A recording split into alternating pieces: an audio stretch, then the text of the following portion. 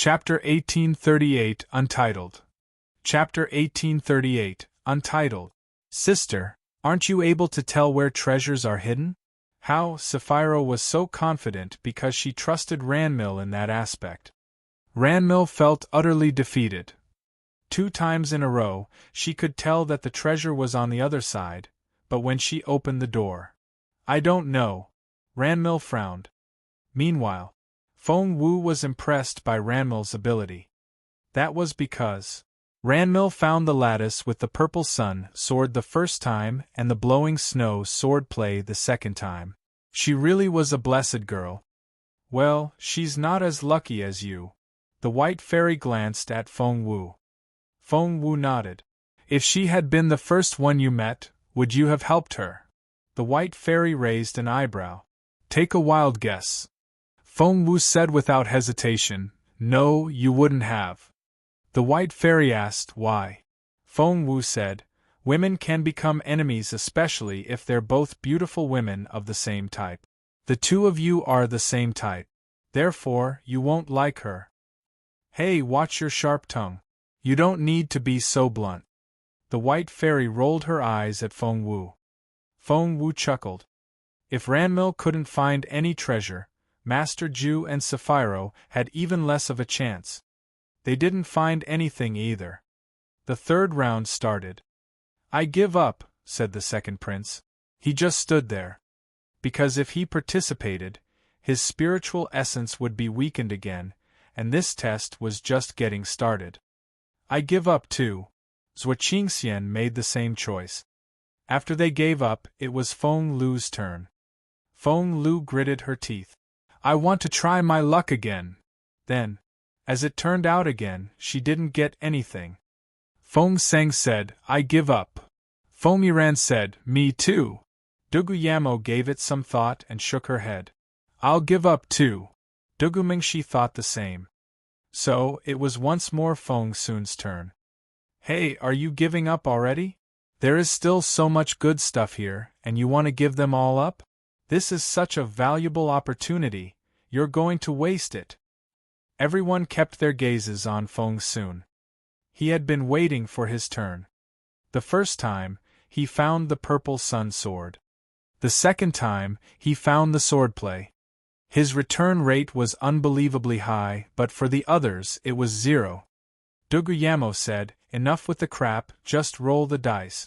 If you find what you want, Feng Lu and I will get on our knees. Feng Sun was very confident in his luck now. Sure. I'll find the blowing snow swordplay this time. Feng Sun patted his chest. The others didn't know what to say. They wondered how long he could keep bragging about it. On the other side of the shelves, the white fairy glanced at Feng Wu. Are you still going to help him? Feng Wu smiled. Why not? In fact, Feng Wu felt sorry for Feng Sun's luck, or lack of it, for had it not been for her, he wouldn't have found anything. Chapter 1839, Unbelievable Luck 1. Chapter 1839, Unbelievable Luck 1. When the door opened again, SSSS. Everyone thought they were going insane. What the hell? This isn't happening. It's just not possible. How could they not be shocked? A second ago, Feng Sun was bragging about finding the blowing snow swordplay in his next round, and now, there it was, in the lattice he chose. How was this possible? Everyone else had found practically nothing. You! Feng Sun, how did you do it? Tell us. Have you been cheating? Do you own this place or what? Everyone was so agitated that they all yelled at the same time. It was a mess. Of course it would be. It was ridiculous. Seeing how agitated everyone was, Feng Sun was baffled as well. He didn't expect that he would find the blowing snow swordplay. He was only bluffing. However, now that everyone was so jealous, of course Feng Sun wasn't going to show how surprised he was. Throwing his hair over his shoulder, he said in satisfaction, I told you so. You have to openly say it if you want Xiao Wu's help. Well, that's what you get for being so proud. Now, you can envy me all you want, ha ha ha ha. He then handed the blowing snow swordplay to Xian Yi. I'll give you 1,000 low-grade spiritual stones, said Dugumingshi. I'll buy it from you. Feng Sun paused and glanced at Dugumingshi. Feng Yiran said, I'll pay you 2,000. Dugumingshi threw a dirty look at Feng Yiran and raised the price. I'll give you 3,000. Feng Yiran said, 5,000. 10,000. They heard a cold, authoritative voice. They all turned in the direction of the voice and saw that it was Master Ju. As it turned out, the mysterious, aloof Master Ju also had something he wanted. However, Feng Sun smiled and said, When did I say I want to sell it? He then stuffed it in Xian Yi's hands. Take it and cultivate with it before someone else begins to have ideas. Xian Yi put the blowing snow swordplay in his pocket without saying a word. The others found it idiotic, because Feng Sun had just given the blowing snow swordplay away, as if it wasn't worth a penny. It was Xian Yi's turn next, and this time, Feng Wu didn't help. Xian Yi didn't find anything. Feng Sun asked, Who's next? Ranmil looked at Feng Sun in an enigmatic way. She then smiled. Young Lord Feng, may I ask for a favor? Asked Feng Sun. He didn't like Sapphiro, but Ranmil had left a good impression on him. Therefore, he beamed at her and said, Your Highness, what do you need? Do tell. Ranmil seemed kind, naive, and innocent. She smiled. Young Lord Feng, since you're so lucky, how about you roll the dice for me? Wow. The others were all excited. That was right. If Feng Sun was so lucky, why shouldn't they ask him to roll the dice for them? If he didn't want to, they could always pay him to do it. On the other side of the shelves, Feng Wu frowned. She was very perceptive, and girls knew other girls the best. They could always tell if another girl was their friend or enemy. Chapter 1840 Unbelievable Luck 2. Chapter 1840 Unbelievable Luck 2. Feng Wu felt uneasy about Ranmil, but Feng Sun didn't feel that way. He found Ranmil innocent, gentle, and lovely. She had left such a good impression on Feng Sun, and he didn't think about turning her down. Sure, I'll do it for you. Feng Sun patted his chest. I'm very lucky, and I can get whatever I want. It's like I own this place. On the other side, Feng Wu rolled her eyes. The white fairy laughed. Ha ha ha ha. What a silly boy. It's true then. Feng Wu asked, What's true? The white fairy said, Silly boys are always happy. Feng Wu chuckled. The white fairy asked, Are you not angry? Feng Wu smiled a little. Why should I be? Soon, the white fairy saw what Feng Wu meant. Feng Sun agreed to roll the dice for Ranmil. Ranmil smiled innocently and asked, Young Lord Feng, which number shall we get? Feng Sun looked at Ranmil in bewilderment. We have no control over that, do we? Ranmil thought, Well, I have. But she couldn't openly admit it and could only smile at him. Please roll them. Feng Sun asked, Princess, what do you want? Ranmil checked the rewards on the wall. The purple sun sword and the swordplay were gone. So were the blowing snow sword and its matching swordplay. There were 4 5-star treasures left. They were the turtle diagram, the glowing cloud stroll, the martial elixir, and the replacement talisman. Of the 4, the replacement talisman was the most precious one, because it could give one an extra life. The replacement talisman, then. Ranmil smiled at Feng Sun. I'll owe you a very big favor if you can find it for me. The replacement talisman. The others all looked at Ranmil enviously. If she really could find it. In a critical moment like this, the talisman would be even more precious than the swords and swordplays, because it was an extra life. Try something else. Feng Sun shook his head. The answer surprised Ranmil a little. Feng Sun said, I will find that talisman, but not now. Ranmil asked, When then? Feng Sun said, I'll get it when it's my own turn, because I can't give it to you. Ranmil smiled. I understand. It's an extra life, and it's only normal that you don't want to give it away. Feng Sun frowned. It's not for myself. Ranmil grew even more curious. Who is it for, then? The girl you love? Feng Sun frowned. He had thought that Ranmil was gentle, pure, and innocent, but the way she pressed him irritated him. He wasn't exactly good at being subtle. And he didn't hide the impatient look on his face. Are you going to roll the dice or not? Ranmil had been well protected since she was little, and no one had ever been so impatient with her. She was upset by this. Normally, Sapphira would step out to tell Feng Sun off. But for some unknown reason, Sapphira only stood there as her eyes darted around, as if she didn't notice how awkward things were. Chapter 1841. Chapter 1841. Unbelievable Luck 3. At the same time, Feng Wu kept her unblinking gaze on Ranmil.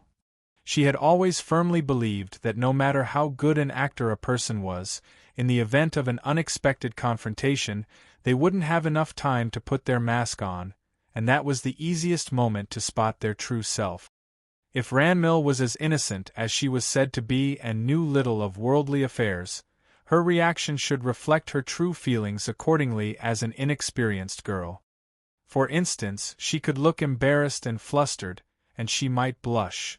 However, Ranmil only stiffened for a brief moment. She recovered almost immediately and smiled a little. Of course. Please roll the dice. Young Lord Feng is so lucky that I almost want to borrow some of his luck. As she spoke, her hand casually brushed against Feng Sun's arm. Well, that's interesting. The white fairy chuckled when she saw this. Feng Wu looked at her in bewilderment.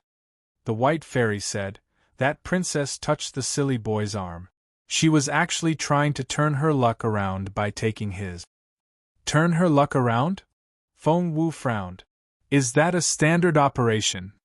Although that wasn't the expression the white fairy would use, she knew what Feng Wu meant. She found Feng Wu's words quite novel at times. The white fairy said, "That's right.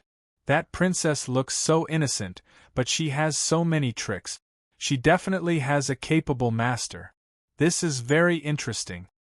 On the other side of the shelves, all eyes were on Feng Sun. When he rolled the dice for himself, he could find everything he wanted. Would he be equally lucky when he helped other people? If that was the case, the others became a little excited. Feng Sun got 2 and 2 this time. He said happily, 22 a good number. It's Xiao Wu's favorite. Feng Wu was speechless when she saw what was in lattice number 22. That was because it indeed contained something nice, very nice. It was the replacement talisman. She said, "This Ranmil really is unbelievably lucky. Didn't you see her take another person's luck?" The white fairy smirked. Feng Wu said, "Are you saying that she stole luck from more than one person?" The white fairy nodded. "She's only a spiritual lord now and can only steal luck from a handful of people. As her cultivation level rises, she'll be able to take more and more. The consequences will be unimaginable." Feng Wu asked, "What will happen to the people whose luck is stolen?" The white fairy gave her a half-smile. "What do you think? The mildest case is that the person will be extremely unlucky for a few years until they slowly regain their luck. In severe cases, however, the person may be overwhelmed by ill fortune which will haunt them until they die in misery." Feng Wu frowned. "She's hurting innocent lives." The white fairy chuckled. "For those who practice such evil techniques, the first lesson they learn is to show little regard for other people's lives. Innocent lives are the last thing on her mind." Feng Wu didn't know what to say. Putting her hands behind her back, the white fairy smiled. "I think I know who her master is." Feng Wu asked, "Who?" The white fairy said, "Red March, the head of the 5 Poisons sect." Feng Wu frowned. "I've never heard of this person before." Chapter 1842. Chapter 1842. Unbelievable Luck 4. the White Fairy said. She's a legend in her own right, but we don't have time for that right now. Although, something here can suppress her ability. We'll go look for it later. Feng Wu said proudly, It's not like I hold a grudge against Red March. The White Fairy found that statement idiotic. You already want to kill her disciple, and that's a huge grudge. Aren't you worried that she'll come after you once you finish her disciple off? Feng Wu was shocked.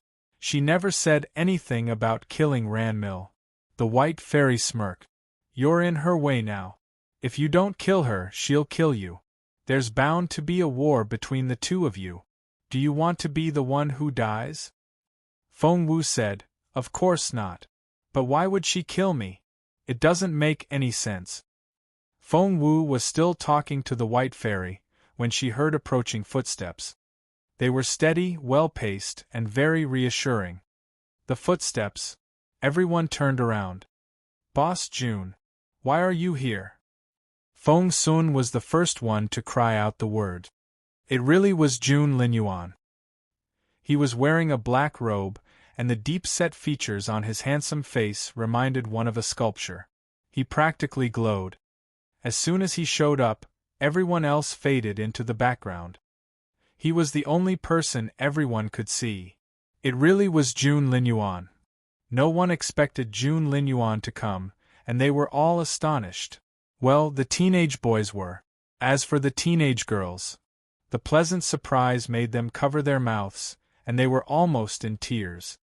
Although Feng Lu, Feng Sang, Duguyamo, and Sapphiro had claimed that they were no longer in love with Jun Linyuan, when he showed up, they couldn't hide their reactions.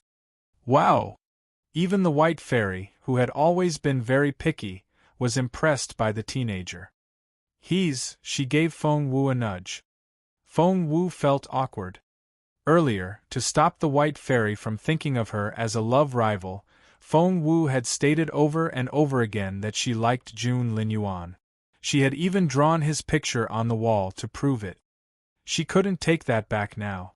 Otherwise, it made her shudder just to think what would happen when the White Fairy became angry.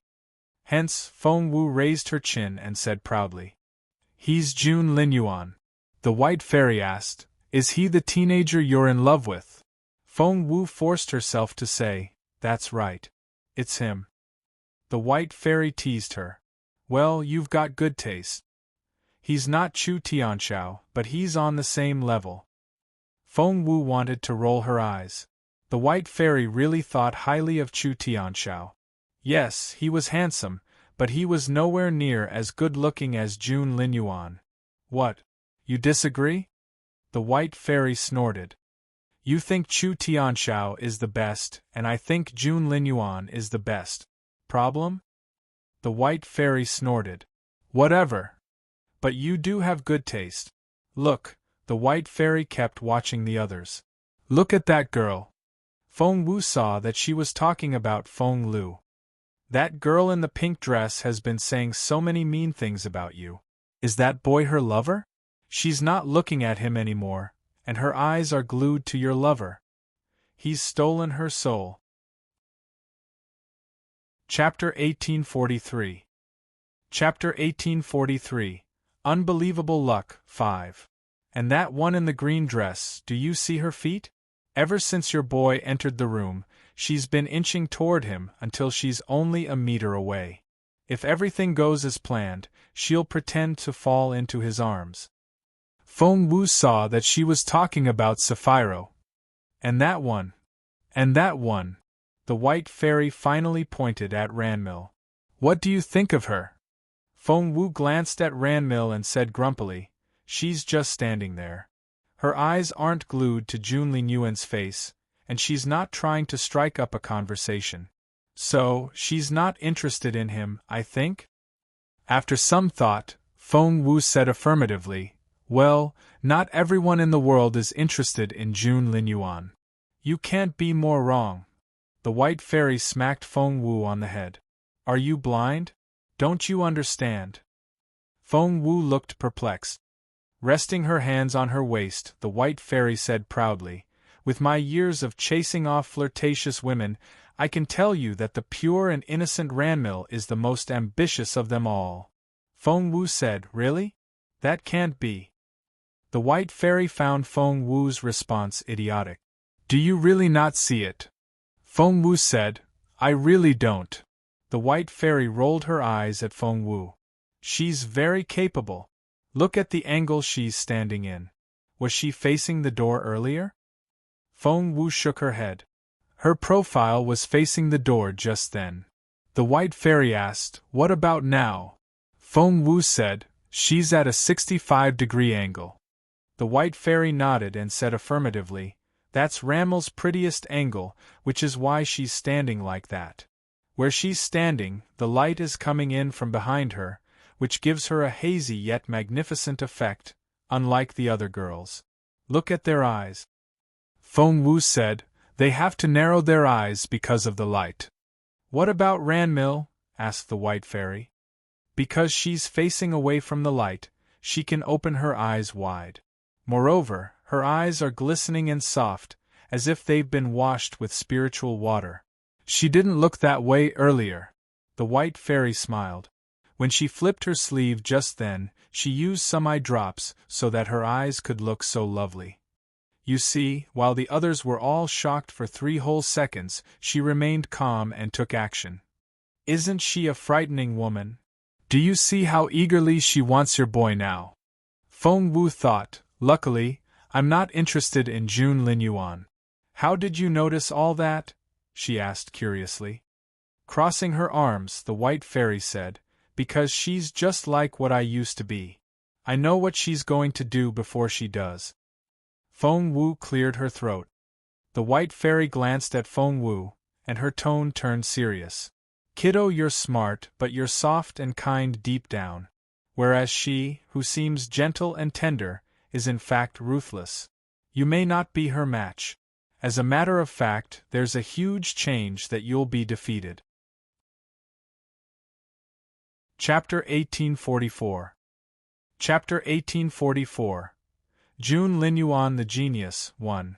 Feng Wu clenched her fist. The White Fairy said, Since she has her eye on Jun Linyuan, the two of you are love rivals now. It'll be a battle of life and death. Feng Wu wanted to say that she didn't actually like Jun Linyuan. But she had made it too clear earlier, and she couldn't take back her words now. She sighed inwardly. On the other side of the shelves. Boss Jun, what are you doing here? Aren't you too advanced for this place? How did you get in? Feng Sun asked the question everyone wanted to ask. The others all looked at Jun Linyuan as well. The rule of this place was that anyone above the spiritual lord level couldn't come in, because it would break the balance. Jun Linyuan gave Feng Sun a long look and changed the subject. Are you done rolling the dice? No, of course not. Feng Sun turned his attention back to the dice. I rolled the dice for Princess Ranmil just then, and I got 22. Teehee, Boss Jun, I've been very lucky today. He then showed the purple sun sword and the swordplay to Jun Linyuan and patted his chest.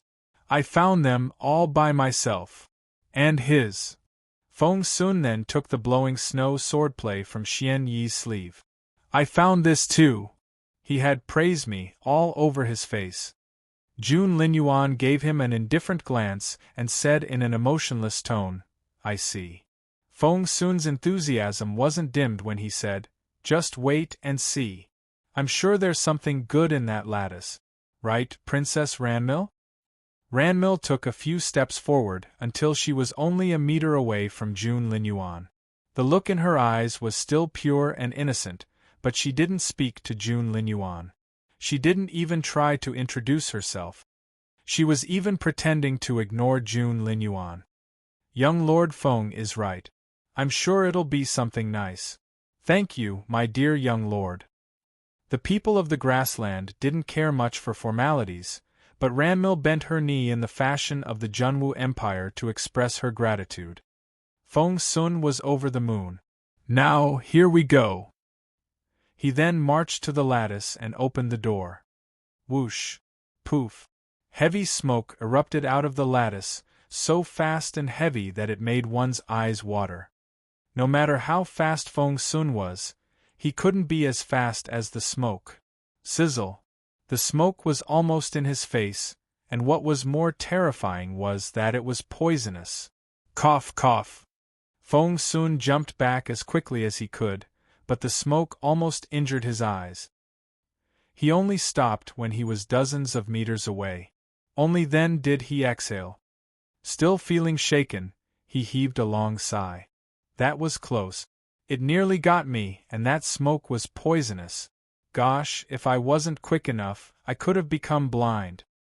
Meanwhile, the others all gave Feng Sun strange looks. Duguyamo was the first to react and mock him. Young Lord Feng, didn't you say that you were definitely going to find something nice? Why did you find poisonous smoke, which nearly hurt you? Feng Sun blushed. It was true. He had bragged a little, but he always had an excuse. Chapter 1845. Chapter 1845. Jun Linyuan the Genius, 2. First of all, I didn't roll the dice for myself, so it didn't represent my own luck. Secondly, good luck needs to be accumulated. What's wrong with me taking some time to do that? Duguyamo snorted and didn't know what to say. Feng Sun shrugged at Ranmil. Sorry, Princess, for not finding anything nice for you. Ranmil looked concerned and shook her head. Young Lord Feng, there's no need to apologize. A valuable reward would only be the icing on the cake, even if you did find one, but it's not as important as your health. We should have our priorities straight. Feng Sun liked the sound of that, and Ranmil left an even better impression on him. After that, Ranmil stole a glance at the handsome teenager next to her and saw that he hadn't even once looked in her direction. She was a little disappointed by this, but decided that she still had a lot of time. She clenched her fists a little. Then, it was Master Ju's turn. Comparisons can be so cruel. The White Fairy sighed emotionally. Feng Wu glanced at her in bewilderment. The White Fairy said, This Master Ju may look the part, handsome, aloof, powerful, and imposing.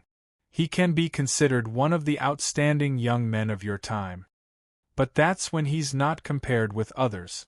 The moment your teenager stepped into the hall, he became the center of attention. Some people are just born to make other people envious. Master Ju isn't the only one. The second prince looks nice, doesn't he? He seems like such a superior figure.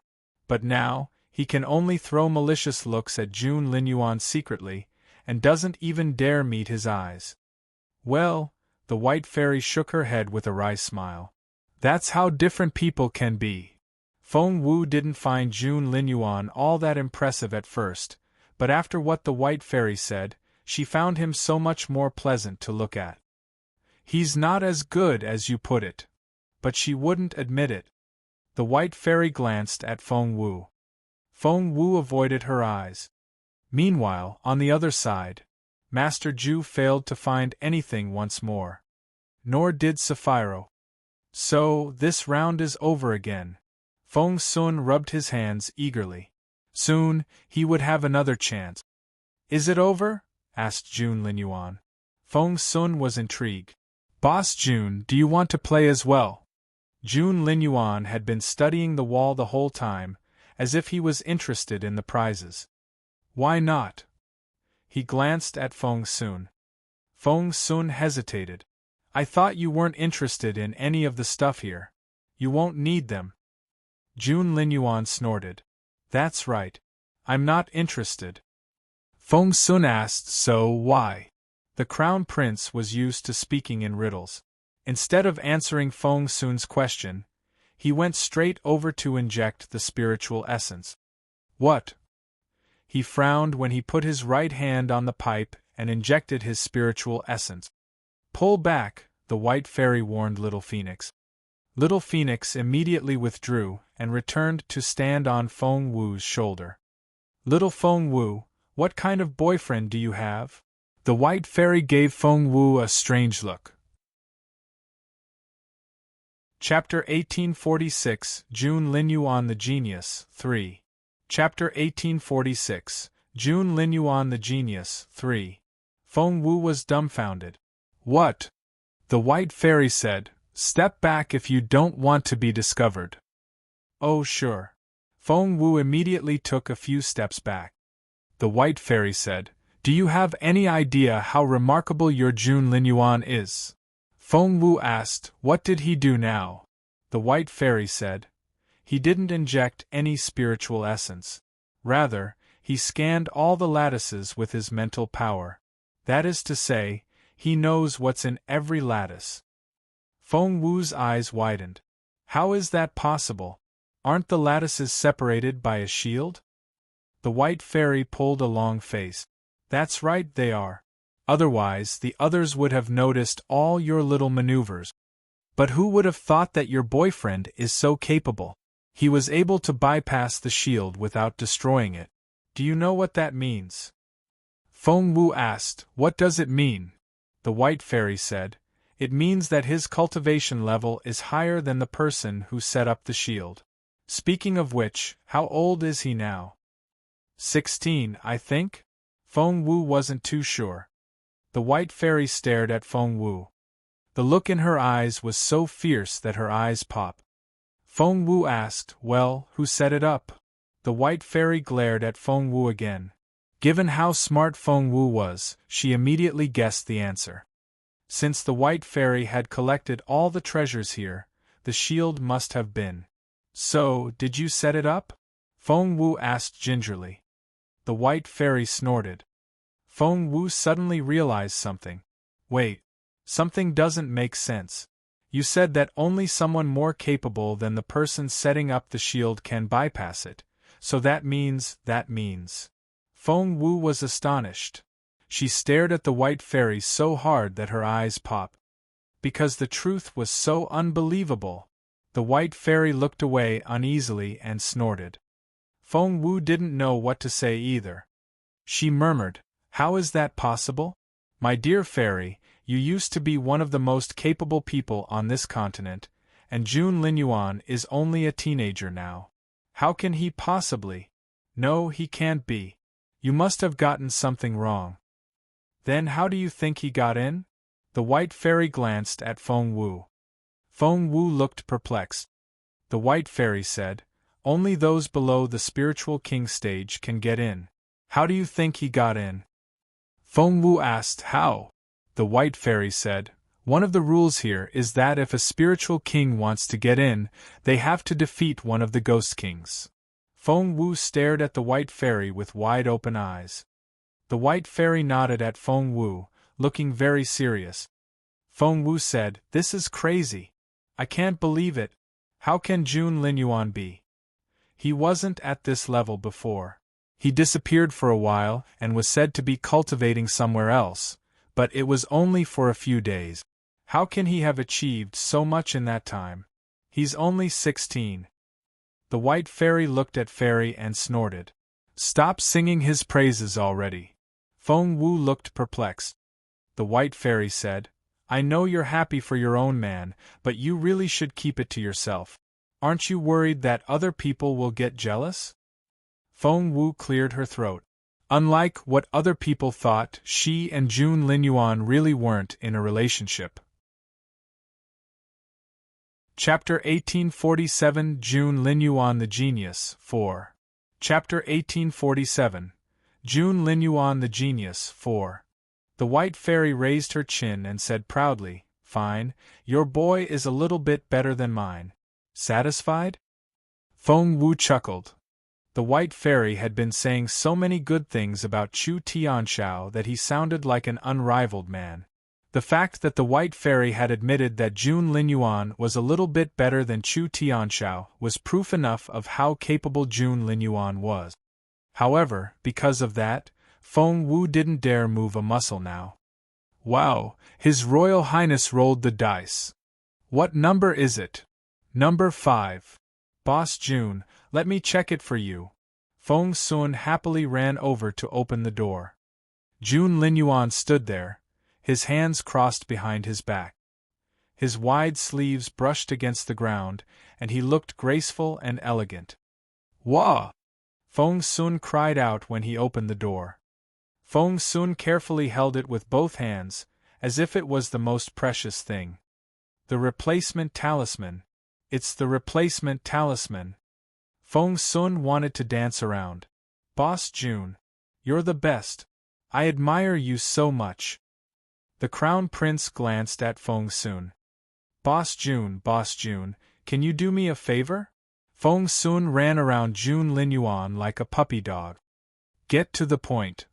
Jun Linyuan was very succinct. Can I have the replacement talisman?" Feng Sun asked tentatively. The Crown Prince frowned. Before he could say no, Feng Sun raised his right hand and yelled, "Boss Jun, please listen to me." "Speak," said Jun Linyuan. Feng Sun said loudly, "Of course it's not for myself. I'm so capable and well respected that no one would dare pick on me. They would have to have a death wish. I don't need it." "Your point." The Crown Prince grew impatient. Yes. My point is, I want to give it to Xiao Wu." Feng Sun beamed at him. Immediately, many people's eyes widened. The replacement talisman could give one an extra life, but Feng Sun was going to give it to Feng Wu? Feng Lu, Feng Sang, Dugu Yamo, and Sapphiro all looked like they wanted to cry, and their eyes were filled with jealousy.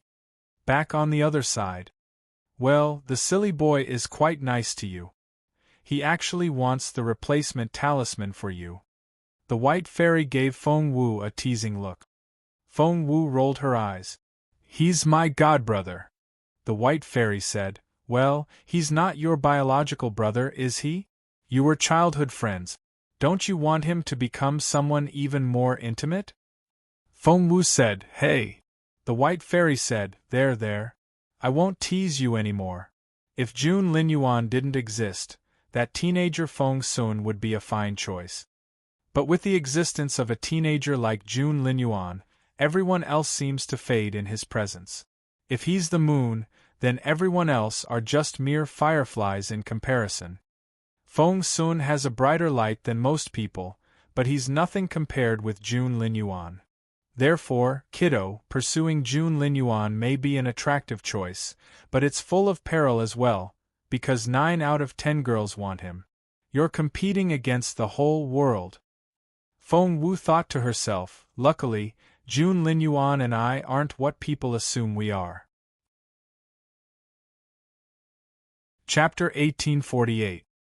Chapter 1848. Jun Linyuan the Genius, 5. But she wondered why she didn't feel relieved when she thought that. How strange. Feng Wu frowned and rubbed her own chest. Meanwhile, Feng Sun didn't see the change in the other girl's expressions.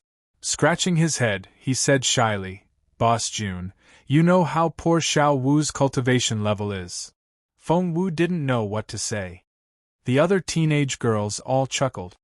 Feng Sun said, "And that's not the only thing. She's also very unlucky and gets into trouble all the time. She almost got killed a few times, so this talisman is perfect for her." Jun Linyuan said, "She almost got killed a few times." Feng Sun sighed.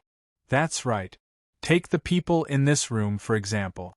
Zhuo Qingxian is so sure that Xiao Wu killed Zhuo Qingyu and injured the third princess that he wants to kill her for it." Feng Sun gave away Zhuo Qingxian without hesitation.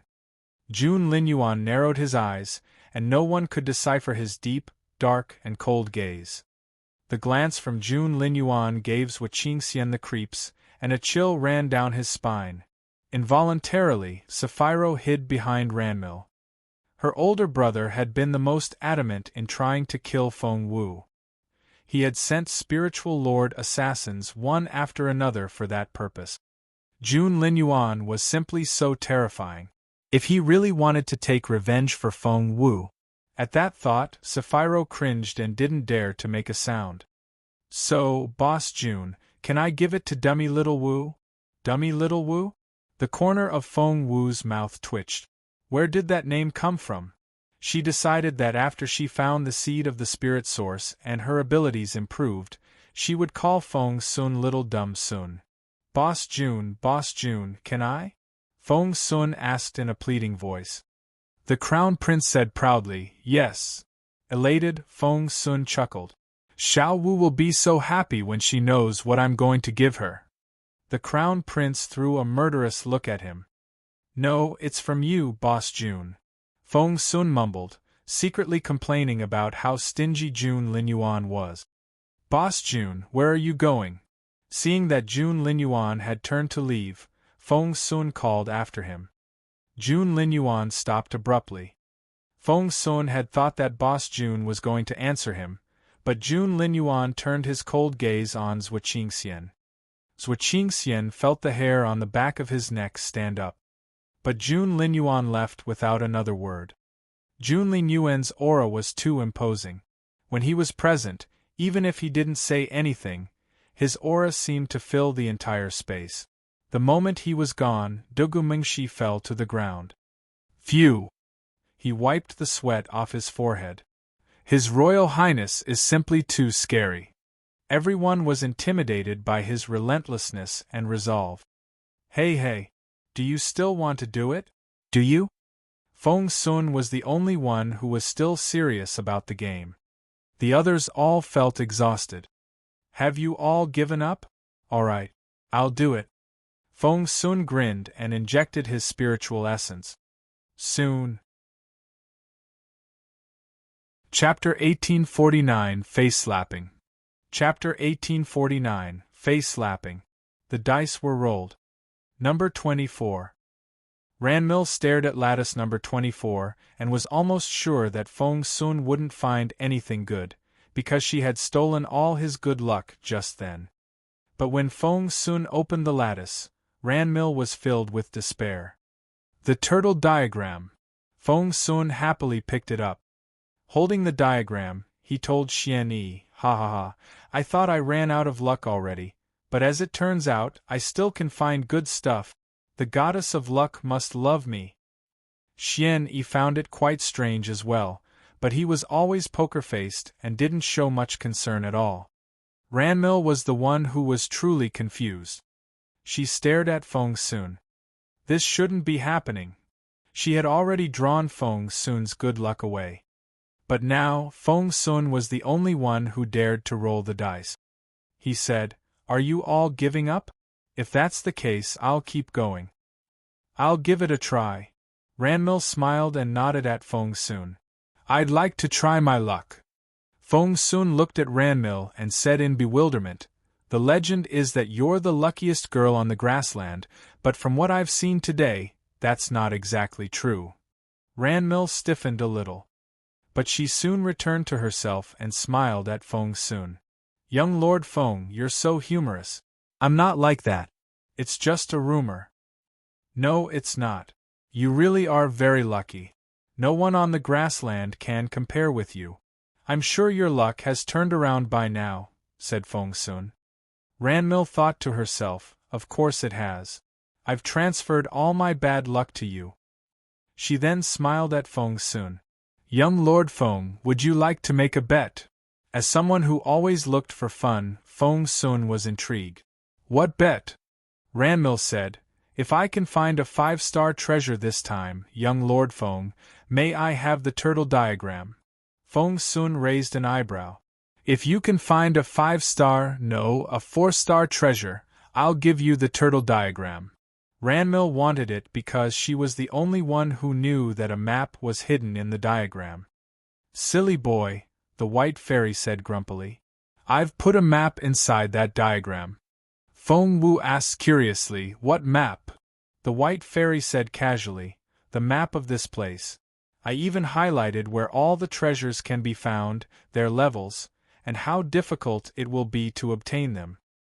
Feng Wu stared at the white fairy. The fairy said, It took me an entire afternoon. It was a tough job.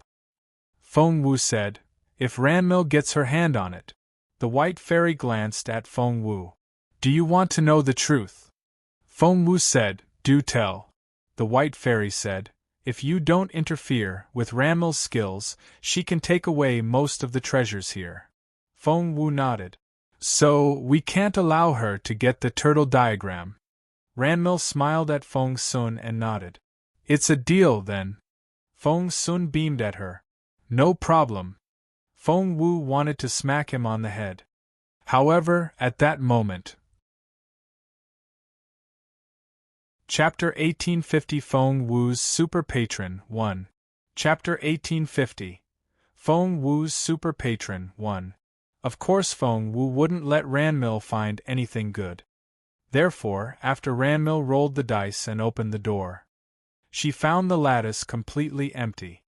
The sight rendered Ranmil speechless. This shouldn't be happening. She had stolen Feng Sun's good luck and transferred her bad luck to him.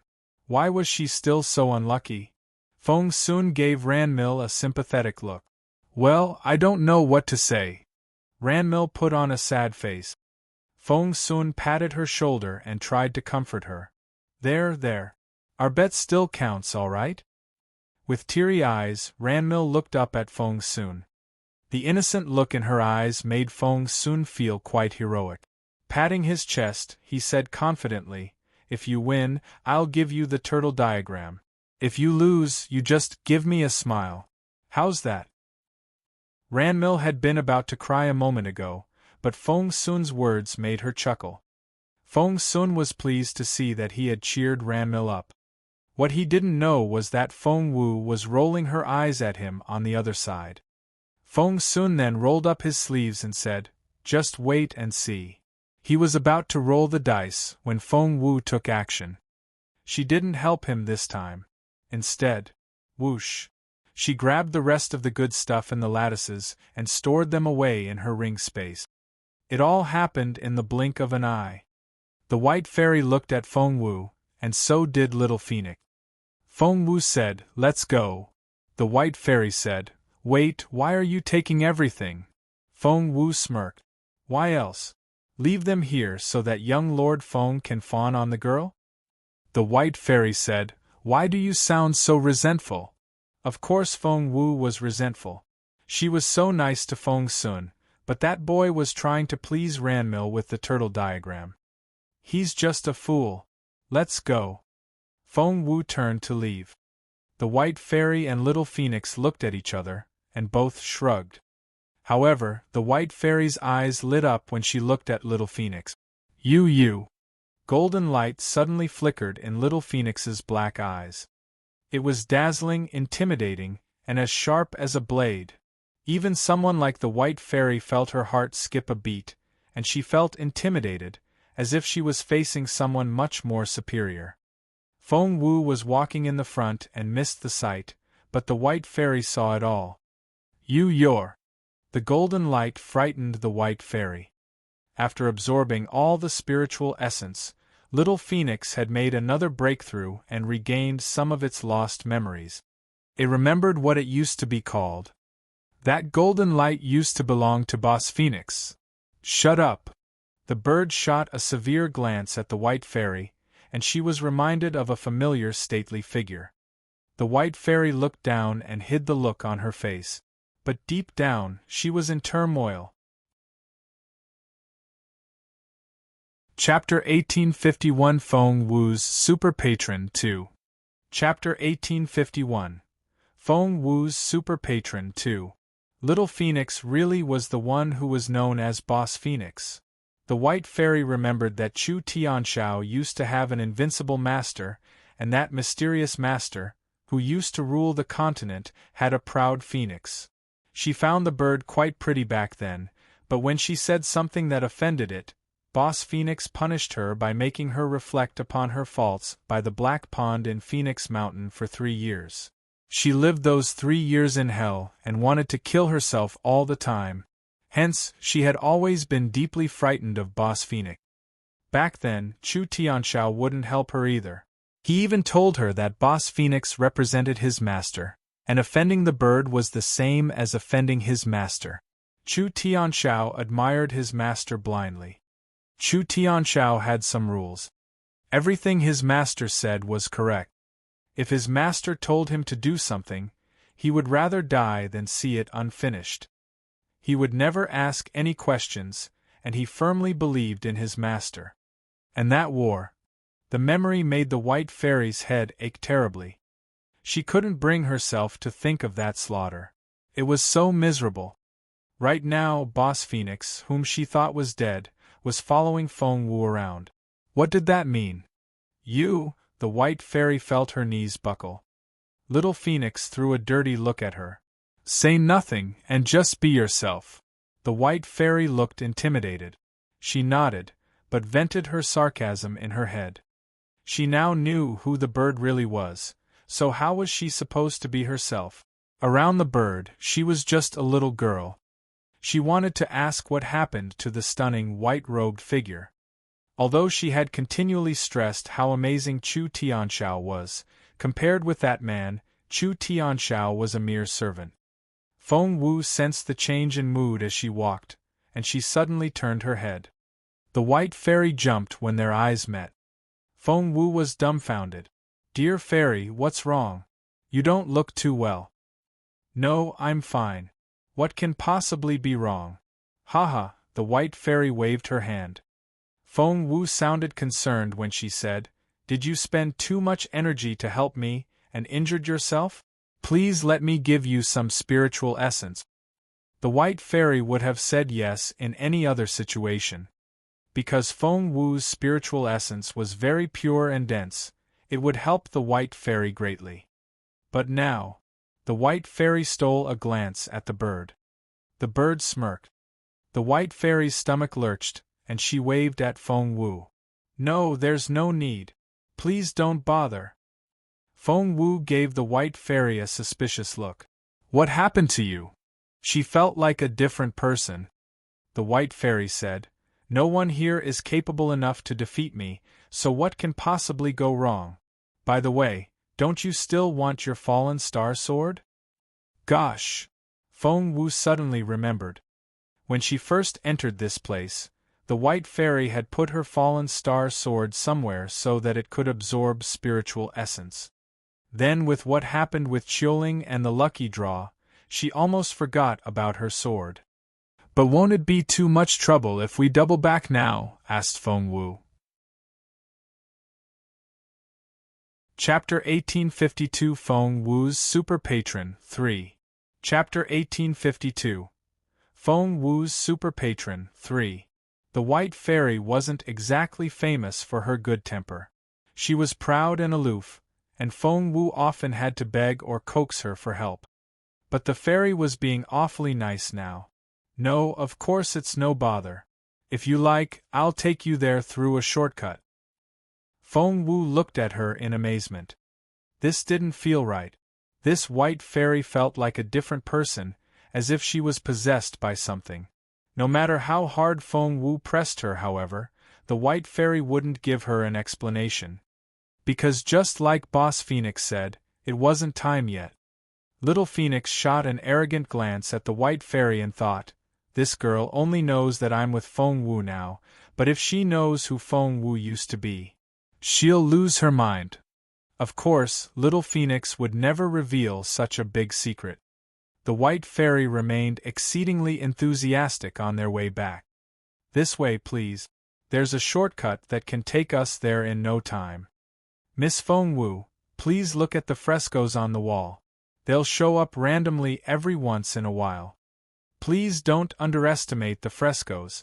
If you can learn the knowledge hidden in them, you'll find it very useful later when you have to fight against the super puppet soldiers. Feng Wu couldn't help but glance at the White Fairy. Even the dullest person could see that the White Fairy was trying to fawn on her. That didn't make sense. The fairy used to be the princess of an ancient dynasty, and she was once one of the top cultivators on the continent. Why did she need to ingratiate herself with Feng Wu? Did you betray me in some way? Feng Wu eyed the White Fairy suspiciously, feeling uneasy. Nonsense, the White Fairy said grumpily. I want you to find the seed of the spirit source, okay? Feng Wu asked why. The White Fairy said, Because I'm the one teaching you. That way I'll be able to show off to the other two guys. Feng Wu asked, "Is that it?" The White Fairy said, "And it's also because of Chu Tianxiao. Who else am I supposed to help? Speaking of which, do you want to learn the Guardian of the Earth skill or not? It's a group attack technique." Feng Wu's eyes lit up. She had only learned individual attack skills and had mostly engaged in one-on-one battles. If she could learn this one, even if she was surrounded in the future, she could attack her enemies all at once and escape. Feng Wu nodded solemnly. "Yes, I want to learn it." With a wave of the White Fairy's hand, the flickering frescoes were suddenly fixed on the wall. Without hesitation, Feng Wu sat down cross-legged and studied the Guardian of the Earth.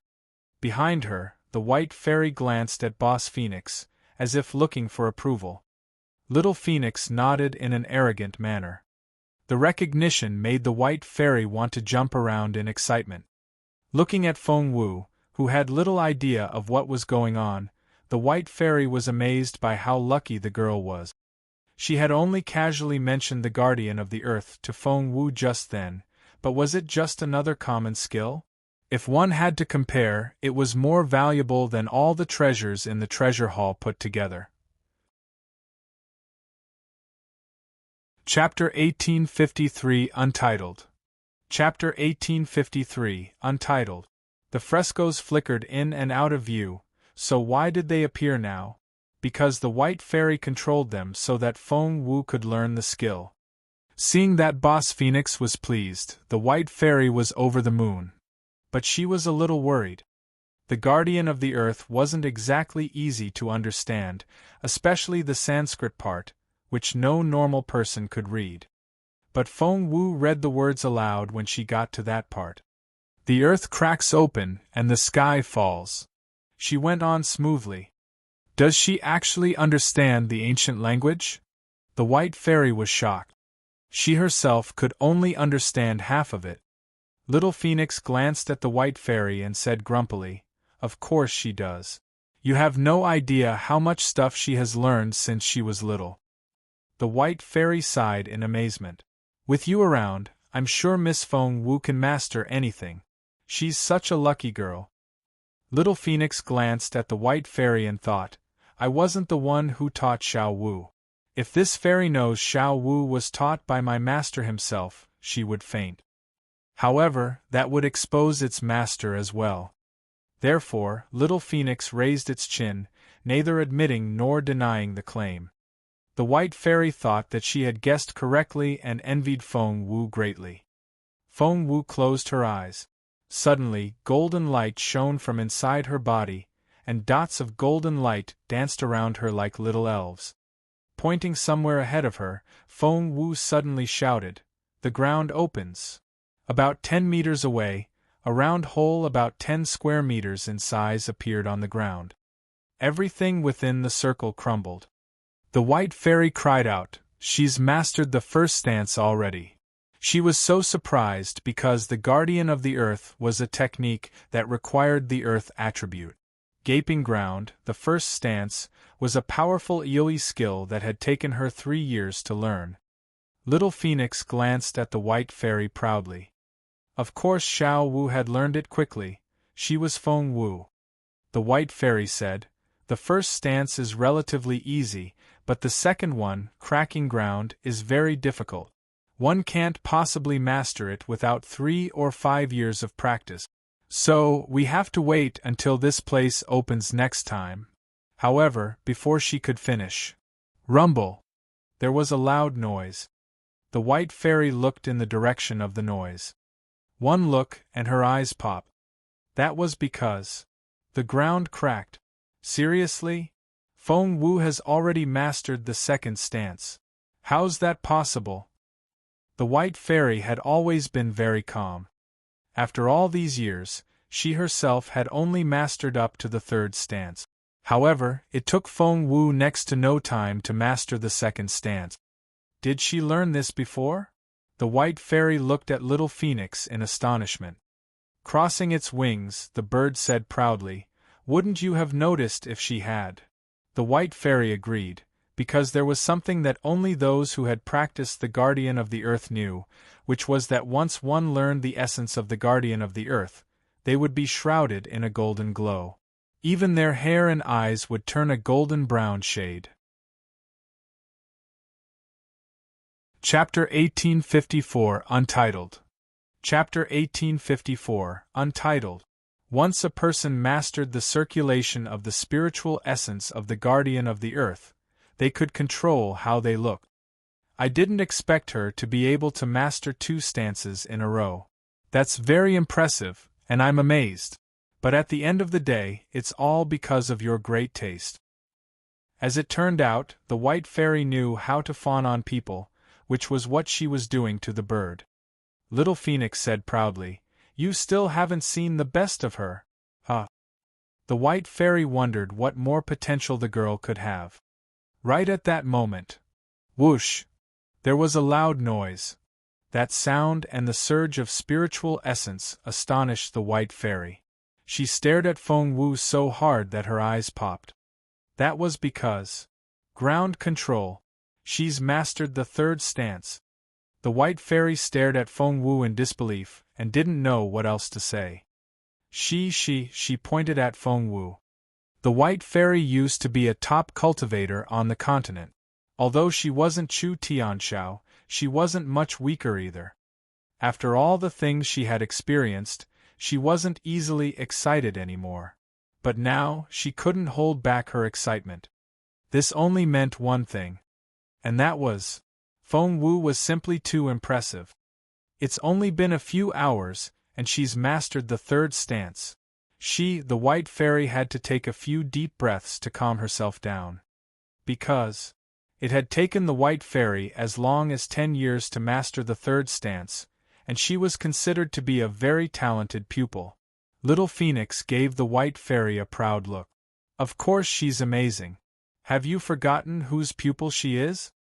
Seeing the look on the bird's face, the White Fairy snorted inwardly. Right, complimenting your pupil and yourself all at once. In fact, she had guessed wrong. The bird wasn't Feng Wu's master. Her real master was the bird's master, who was an utterly unreachable figure. You did well. Little Phoenix glanced at the White Fairy. Elated, the fairy beamed at the bird. Unable to control her excitement, the White Fairy went on saying, "The 3rd stance is a control skill. All enemies within its range will be rendered immobile for 0.1 second. Since a capable cultivator like the White Fairy was showing Little Phoenix so much respect, one could only imagine how terrifying Mu Jiuzhou himself was, since he used to rule the continent. Little Phoenix nodded and said, "There are still 7 more stances." The White Fairy said, "But they're not here." "Where are they?" Little Phoenix frowned. The White Fairy said, "The clues to their whereabouts are here, but the other 2 Ghost Kings also control this place." Little Phoenix frowned. It used to be the superior Immortal Phoenix, but now it was still way too weak. There was no way it could handle 2 Ghost Kings. Just then, Feng Wu opened her eyes. Her eyes had always been pretty, but now they were so clear and bright that one couldn't find the right word to describe them. Chapter 1855, Untitled. Chapter 1855, Untitled. "Finally, the 3rd stance," said Feng Wu as she stretched. "I have a feeling that the 3rd one will be very useful. Too bad that there are only 3 of them. Otherwise..." The White Fairy stared at Feng Wu with a strange look in her eyes. Feng Wu stopped, stretching halfway. She looked perplexed. "Dear Fairy, why are you staring at me like that?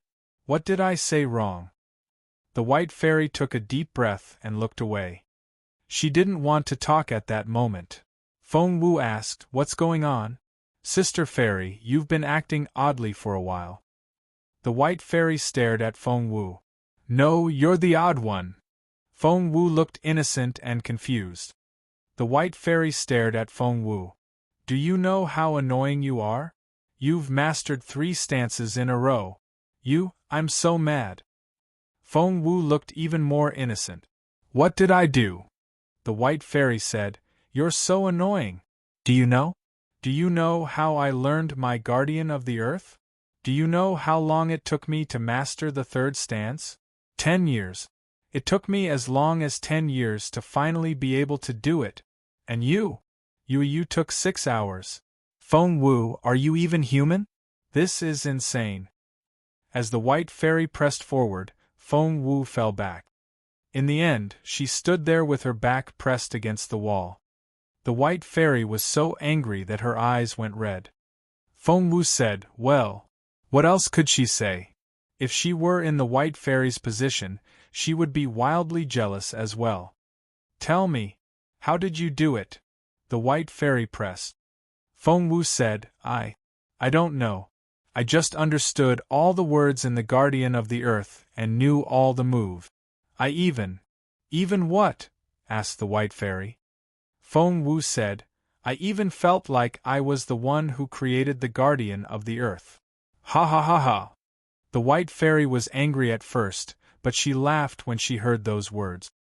Pressing a hand to her stomach and supporting herself with her other hand on the wall, she laughed so hard that she was in tears. At the same time, what she didn't notice was the look little Phoenix gave her. There was a mysterious and indescribable look in its eyes. Nor did Feng Wu notice it. She seemed to realize that she had said something unreasonable, and she scratched her head and said, "Well, I'm just making things up. Please don't laugh at me like that. I feel so embarrassed." The white fairy pointed at Feng Wu and kept laughing. Feng Wu didn't know what to say. Just then, footsteps came from outside. With her sharp ears, Feng Wu immediately realized who they belonged to. They were Feng Sun, Xian Yi, Ranmil, Master Ju, and Sapphiro. Why were the 5 of them together? Feng Wu was still frowning when she heard Feng Sun's voice. "Princess," Feng Sun grinned. "I told you, didn't I? I said I would give you the turtle diagram, and I have. I always keep my word." Chapter 1856. Are you fond of Jun Linyuan? 1. Chapter 1856. Are you fond of Jun Linyuan? 1. Feng Wu frowned when she heard Feng Sun's voice. "Well, I see that the boy gave the turtle diagram to the girl." The white fairy smiled. Finally, she got what she wanted. How very rewarding for her. Feng Wu's face darkened. As if Feng Wu wasn't annoyed enough, the white fairy added, "And she's your rival in love." "No, she's not." Feng Wu denied it. "I have nothing to do with Jun Linyuan." Well, do I hear jealousy? Is that what I hear? How interesting." Feng Wu didn't know what she could say to talk her way out of this. But she really was very angry at Feng Sun. Before she left the room, she had put things in perfect order so that he would win and Ranmil would lose the bet. He shouldn't have lost the turtle diagram to Ranmil, but then... Feng Wu clenched her fists in frustration. Just then, she heard them talking again. Judging by the voices, Ranmil and Feng Sun were walking side by side, and her soft, pleasant voice reminded Feng Wu of a chirping bird. Feng Sun couldn't help but compliment her voice. "My princess, you sound a lot like another person." Ranmil asked curiously, "Who?" "Little Feng Wu, my sister." Feng Sun glanced at Ranmil and went on, "The 2 of you are equally innocent and kind. It's only that you're quieter, and she's more active and talkative." Ranmil's eyes flashed imperceptibly when Feng Sun mentioned Feng Wu's name. However, it was too subtle for Feng Sun to notice. But that meaningful look didn't escape Feng Wu.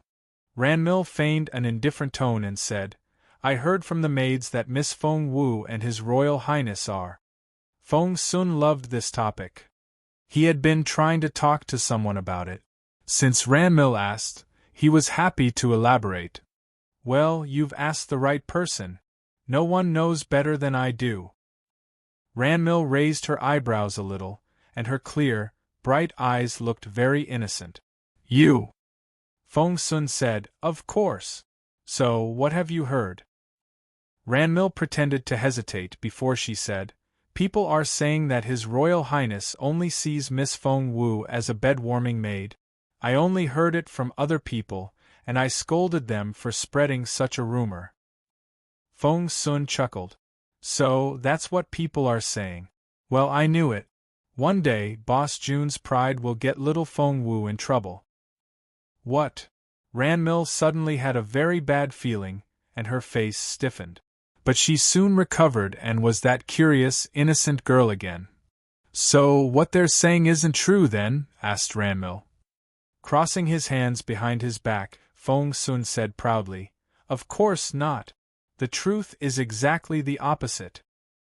Ranmil didn't know what to say. The others turned to look at Feng Sun as well. Even Master Ju was curious. It wasn't common for a capable man like him to be interested in other people's affairs. But because the famous Jun Linyuan was involved, even Master Ju was intrigued. Chapter 1857. Are you fond of Jun Linyuan? 2. Chapter 1857. Are you fond of Jun Linyuan? 2. Feng Sun loved the attention and felt immensely satisfied. After making everyone wait for a long while, he said in a smug tone, "Well, Boss Jun might seem very bossy and arrogant around Feng Wu, but that's not how he actually feels about her." In fact, everyone stared at him. Feng Sun said, "In fact, Boss Jun really likes little Feng Wu." Ranmil's face immediately stiffened. Feng Sun didn't notice, and he went on talking. "But His Royal Highness is too proud to admit his affection for Feng Wu, because he'll feel humiliated. Therefore, when there are other people around, he's always very impatient with Xiao Wu." Ranmil clenched her fists in her long sleeves, and her nails dug into her palms. She bit her lower lip so hard that she could taste blood. "Bullshit!" Feng Wu stared at Feng Sun as she cried out inwardly. What did he mean by saying that Jun Linyuan liked her a lot? And since when was Jun Linyuan only impatient with her when other people were around? That arrogant teenager was just as impatient with her when they were alone. The White Fairy glanced at Feng Wu and seemed intrigued. Feng Wu didn't know what to say. "Don't overthink it. It's not like what Feng Sun is saying." The White Fairy only smiled at her. Feng Wu was speechless. The figures on the wall were still demonstrating the Guardian of the Earth, and she was still wrapping up the third stance she had just learned. Therefore, she couldn't just stand up and leave yet. What intrigued her was that since she was only in an ordinary room now, why didn't Feng Sun and the others come in? She then asked the question. The White Fairy gave her a strange look. Feng Wu asked, "Did I say something wrong?" The White Fairy said, "Do you really think that everyone can simply walk into this room? And did you think you just stumbled upon the Guardian of the Earth because you were lucky?" Feng Wu was really curious now. Having learned the stances, she knew very well how destructive the Guardian of the Earth could be and how rare a technique it was. However, it wasn't all that difficult to find it all. "I walked past it, so I just sat down and practiced it. Wasn't that what happened? Wasn't it luck?" The White Fairy looked from Feng Wu to the bird. If she hadn't been trying to fawn on Boss Phoenix, she would never have given away something like the Guardian of the Earth. No, Feng Wu didn't just walk past it and sit down to practice it. What was she thinking? But the White Fairy couldn't say those things. Because the bird wasn't ready to reveal its identity yet. "Yes, it's because you're lucky. No one is as lucky as you." The White Fairy sighed with resignation. She then looked Feng Wu in the eye and said, "Because you're lucky, you randomly stumbled upon a hidden dungeon in this place and entered it without breaking a sweat. And you easily gained the recognition of the Guardian of the Earth and—" Feng Wu realized what was going on from her tone. So, this was a hidden dungeon that the others couldn't see. That was why Feng Sun and the others had been walking around this place without ever setting foot in here. Meanwhile, Feng Sun and the others were still chatting. Ranmil looked at Feng Sun and asked, "So, does His Royal Highness really like Feng Wu very much?" Chapter 1858, The Secret Behind It, 1. Chapter 1858. The Secret Behind It, 1. After some thought, she said, "It makes sense because Feng Wu is so beautiful." Feng Sun said, "That's right. Don't let other people mislead you into thinking that Boss June doesn't like Feng Wu. You really shouldn't assume. Wait, Your Highness, you're not interested in Boss June, are you?" The White Fairy guffawed when she saw the frozen smile on Ranmil's face. "Gosh, this is so funny. That boy is so adorable. Ha ha ha ha." Feng Wu rubbed her forehead in resignation. Ranmil had to take a deep breath to control herself. "Of course not. How can I possibly think of His Royal Highness in that way? Young Lord Feng, please don't make fun of me, ha ha." Her smile was so miserable that she might as well be crying. The White Fairy said, "She should have just admitted it. All the denying only makes her a hypocrite. I don't like her at all." Feng Sun said happily, "Wow, I see you really aren't in love with Boss June, ha ha. Good, good. I see that not every girl is infatuated with him. I'm so happy." He then patted Ranmil's shoulder in an approving manner. "That quality alone makes you my best buddy. From now on, if you need any help, just tell me." Ranmil now really felt like crying, and she immediately changed the subject. "Have you found the door to the hidden dungeon?" That immediately distracted Feng Sun, and he shook his head in resignation. "So, this is the hidden dungeon. It's so hard to find a way in." Ranmil closed her eyes and tried to remember what her master said before. Red March, her master, was highly revered by people on this continent, but she was such a mysterious figure that she would disappear for years on end. Ranmil still remembered how serious Red March was before she left the last time. She told Ranmil that she had to find the Guardian of the Earth in the secret dungeon. Moreover, Red March had also left Ranmil with some notes on the Guardian of the Earth. Red March had been searching for the Guardian of the Earth for years without any success, which only proved how formidable the technique was. Ranmil remembered something Red March once said. If one could find all the pieces of the Guardian of the Earth, the complete set would almost be as precious as the seed of the spirit source. That was why Ranmil wasn't jealous when Feng Sun found the Purple Sun swordplay and Blowing Snow swordplay. Compared with the Guardian of the Earth, those two manuals were nothing. Ranmil closed her eyes and searched her memory. Her eyes then lit up. Found it! All eyes were on Ranmil. Ranmil walked to one of the walls and tapped it with her fingers. After 9 taps, there was a creaking sound. The wall slid open, revealing a small door that was wide enough for one person to walk through. Everyone else now stared at Ranmil in amazement and showered her with compliments. Ranmil still looked as innocent as ever. She waved her hands repeatedly, telling the others that she hadn't done anything. But when they weren't looking, Ranmil grinned maliciously. Chapter 1859, The Secret Behind It, 2. Chapter 1859, The Secret Behind It, 2. Why would Ranmil bring Feng Sun and the others here at the risk of losing the Guardian of the Earth? Because according to Red March's notes, to enter the hidden dungeon, she would have to pass 9 trials, all of which were riddled with danger. She had brought all the others here as human shields, but she let them think that they were all working together in searching for the treasure. Are they going to go through trials? Perplexed, Feng Wu looked up at the White Fairy. The White Fairy nodded. Of course. Feng Wu said, but I entered this place just like that. The White Fairy said matter-of-factly, if I can bring you here, why should you go through the trials? It would be a waste of time, right?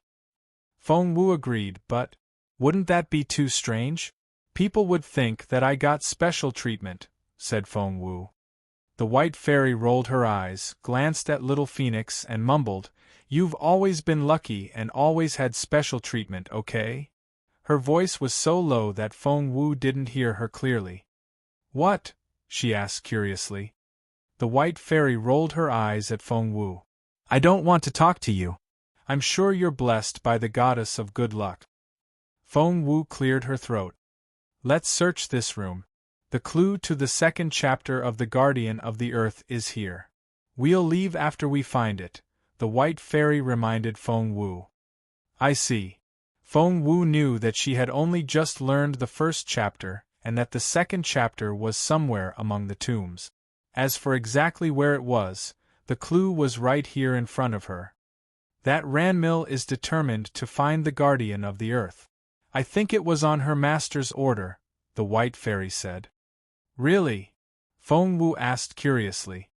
The White Fairy nodded. The Guardian of the Earth is the most powerful existing Earth attribute technique, especially from the third stance onward.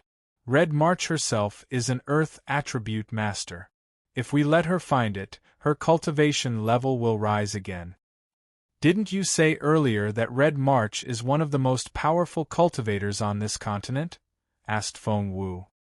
Back in my day, Red March was already in the top 100. After all these years, most of the top cultivators have aged, suffer from injuries, or have faded away. If she's still around, she'll be much higher on the list now. I think she's at least in the top 20 now, said the White Fairy. That's already very impressive. Feng Wu was amazed. One had to realize that the Junwu Empire and the Sinal Grassland weren't the only kingdoms on this continent. The White Fairy then said, even Red March, a famous cultivator, is determined to find the Guardian of the Earth. Do you realize how precious it is? Feng Wu cleared her throat. Yes, of course it's precious. Earlier, because of how easily she had obtained it, Feng Wu hadn't thought much of the technique. Now that the White Fairy put it that way, Feng Wu finally realized how rare it was. The White Fairy said proudly, if you give the manual to the Emperor of your empire, he'll make you a knight or something at least. And it won't be just an empty title. It'll come with dozens of cities. With this manual alone. The White Fairy said proudly, yes, with the first chapter alone. Feng Wu's eyes lit up. She hadn't seen the importance of the Guardian of the Earth when the White Fairy told her that Red March wanted it. When its value was compared with titles and cities of the Junwu Empire, however, Feng Wu finally understood its importance. Chapter 1860 The Secret Behind It 3. Chapter 1860 The Secret Behind It 3. My dear fairy, Feng Wu was very touched. The look in her eyes made the White Fairy uneasy, and she said, let's look for the clue, quickly. All right. Feng Wu nodded.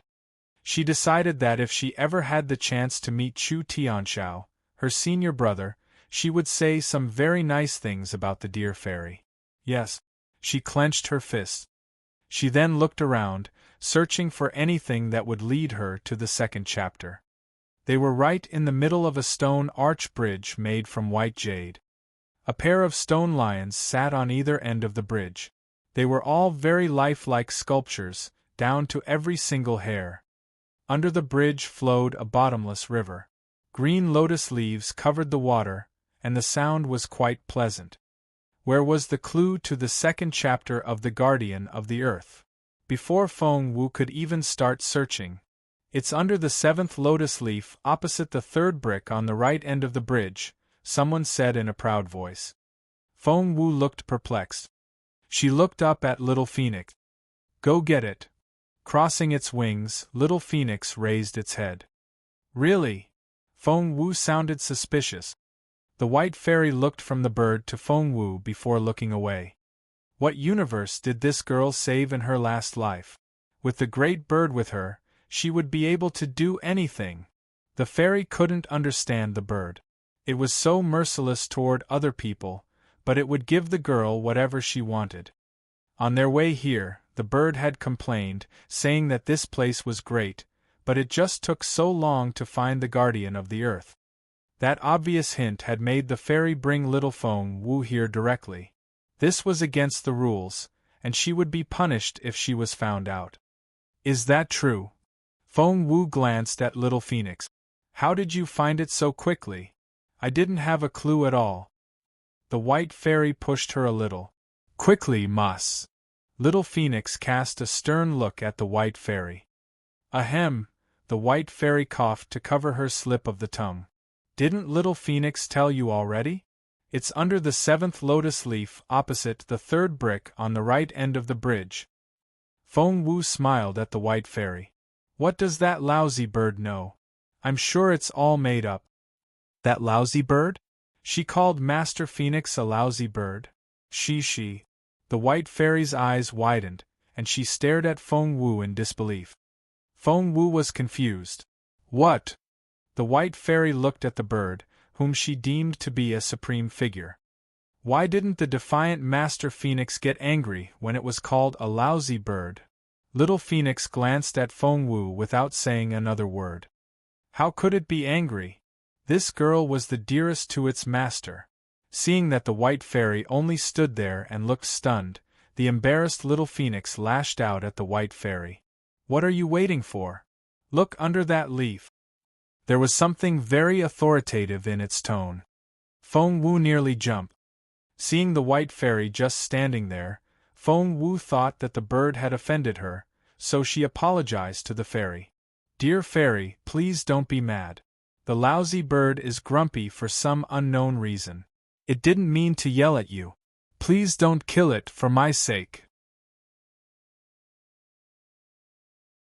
Chapter 1861 Terrifying Feng Wu 1.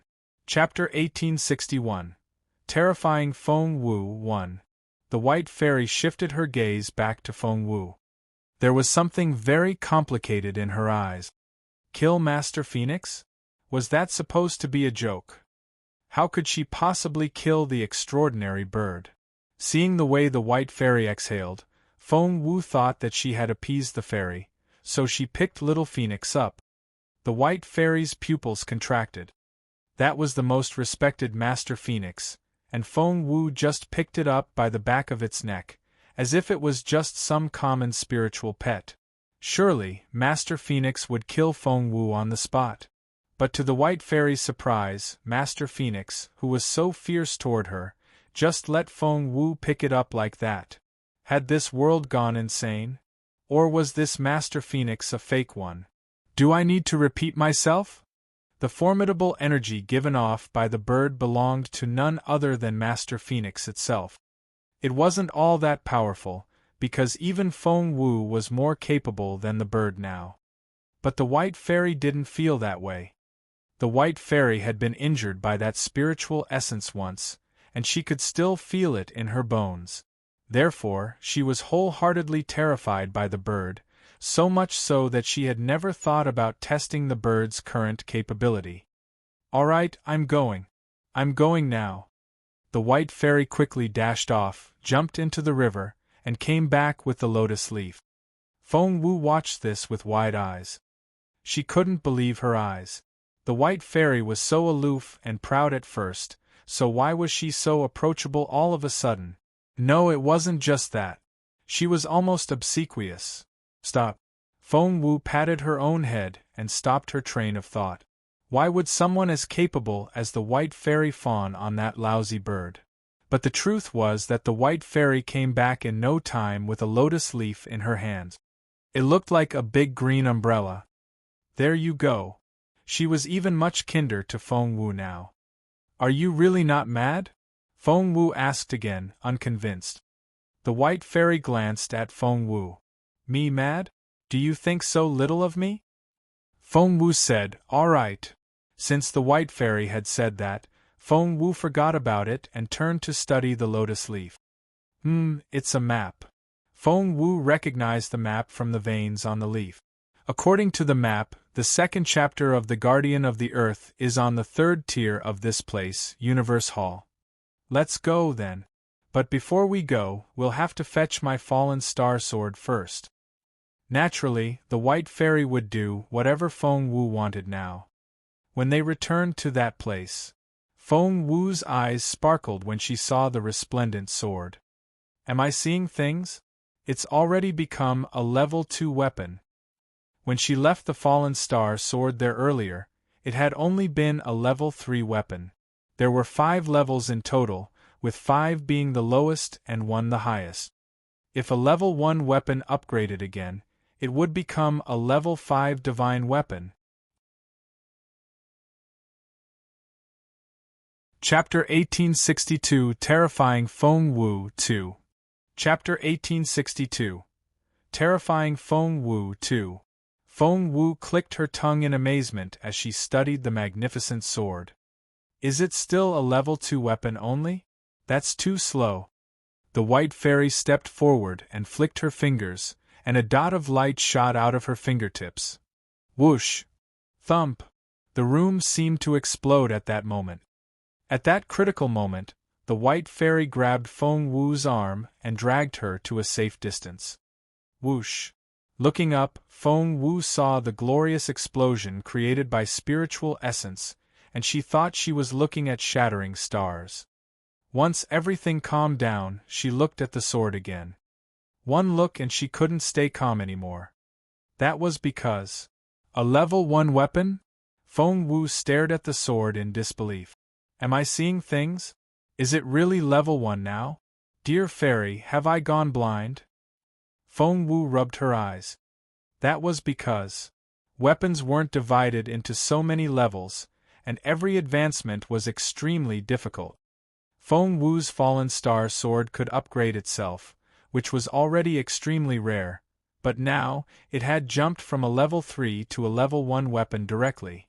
One more advancement, and it would become a divine weapon. A divine weapon. Did something go wrong? This is way too fast.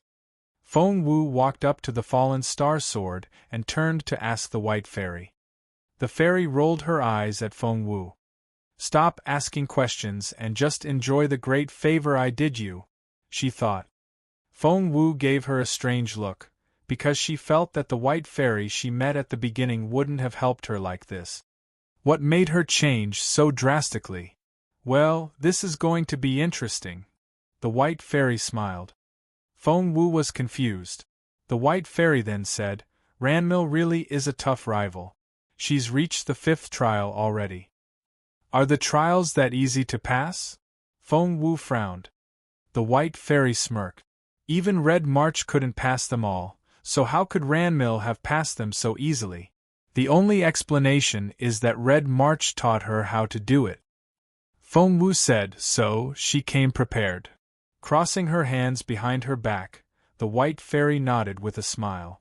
If she finds out that after all her efforts, not only did you take the Guardian of the Earth, but you've learned the 1st chapter as well, she'll kill you.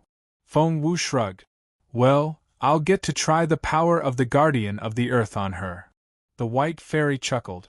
Let's go find the 2nd chapter. With the white fairy next to her, Feng Wu could practically walk with her eyes closed, whereas for other people, this place was riddled with danger, and they had to think carefully before taking each step. The fallen star sword had been absorbing souls on the 1st tier, while the Guardian of the Earth was on the 3rd tier. Other people would have found it extremely difficult to get from the 1st tier to the 3rd, because the layout of the tombs was constantly changing and rotating. Even with a map, one would find it next to impossible to follow the directions. But with the white fairy at her side, Feng Wu didn't even have to use her formation skills. They still took a shortcut to get to the 3rd tier. And to take the shortcut they had to walk past the hidden dungeon where the Guardian of the Earth had been hidden. Chapter 1863 Terrifying Feng Wu 3. Chapter 1863 Terrifying Feng Wu 3. Not bad. When the white fairy took Feng Wu back to the hidden dungeon, her eyes lit up. They've already reached the 8th trial. Feng Wu raised an eyebrow. Does that mean that they'll be here soon? The white fairy seemed intrigued. Yes. There are only 9 trials in total. To be honest, I'm quite interested in this Ranmil now. Feng Wu frowned a little and stared at the white fairy. The white fairy raised an eyebrow. Each trial is more difficult than the previous one. Even if Red March gave her notes, to pass all those trials in such a short period of time is very demanding on one's spiritual energy and intelligence.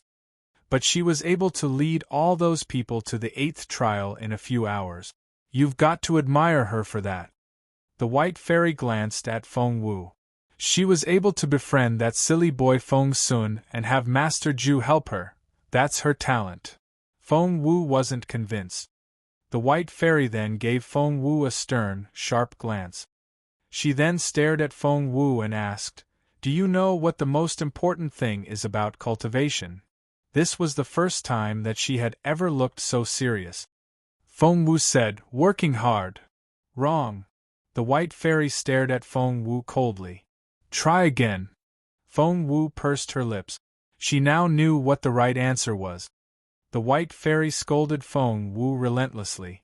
"The most important thing about cultivation is to fortify your mind, but you weren't convinced just then. No, it's worse than that. You were jealous." Feng Wu looked up at the fairy and tried to retort, but she could only lower her head. She had to admit that the White Fairy was right. She wouldn't recognize Ranmil's capability only because she was confident that if she were to take the trials, she would be as fast as Ranmil. Admitting that other people are talented is a difficult thing to do, but only after you can live with that fact will you be able to reach the spiritual lord stage. Otherwise, even if you find the seed of the spirit source, you'll only be a spiritual lord in name. The White Fairy was genuinely angry now. "Are all spiritual lords free of jealousy and resentment?" asked Feng Wu. The White Fairy smirked. "Good question, but you're not like them." Feng Wu asked why. The White Fairy said, "Because they only want to become one of the best cultivators on this continent, but you want to stand at the very top. Without a steadfast and open mind, you'll be trapped by your inner demon. If that's the kind of person you are, then forget about the guardian of the earth or the seed of the spirit source, because they'll only get you killed. Get out. Now." After that, the White Fairy stormed off. Being as short-tempered as she was, she couldn't care about her Master Phoenix at this moment, because that was the way she was when she was angry. She left the room promptly, leaving the crestfallen Feng Wu behind. Little Phoenix wanted to say something, but hesitated. It had a bad feeling. Meanwhile, Feng Wu slid down to the ground with her back against a wall. She buried her head in her hands and felt very confused. She acknowledged what the White Fairy said, because she really didn't like hearing the fairy praise Ranmil. She was convinced that with certain conditions in place, she probably wouldn't be any slower than the princess. Chapter 1864 Terrifying Feng Wu 4. Chapter 1864 Terrifying Feng Wu 4. Jealous? Feng Wu shook her head. How could she possibly feel jealous of Ranmil? What did she have to feel jealous about? Somehow, Jun Linyuan's face popped into Feng Wu's head. She likes Jun Linyuan.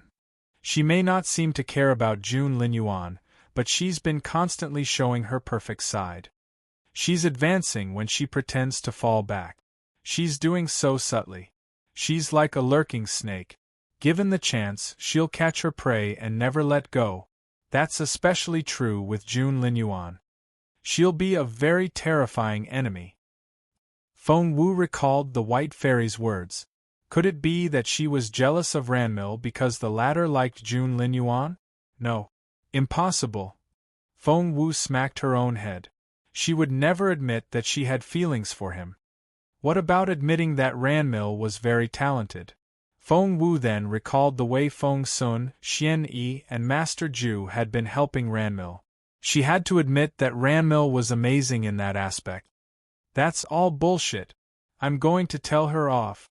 Little Phoenix flapped its wings angrily when it saw how depressed Feng Wu looked. Feng Wu picked it up with one hand and gently jabbed a finger in its forehead. You really are dauntless, aren't you? Feng Wu said in resignation. Don't you see what's going on here?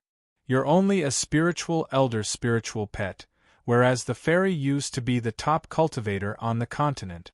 She can kill you with one finger easily. Little Phoenix stared at Feng Wu in bewilderment. Holding the bird, Feng Wu heaved a sigh. Behave yourself from now on, okay?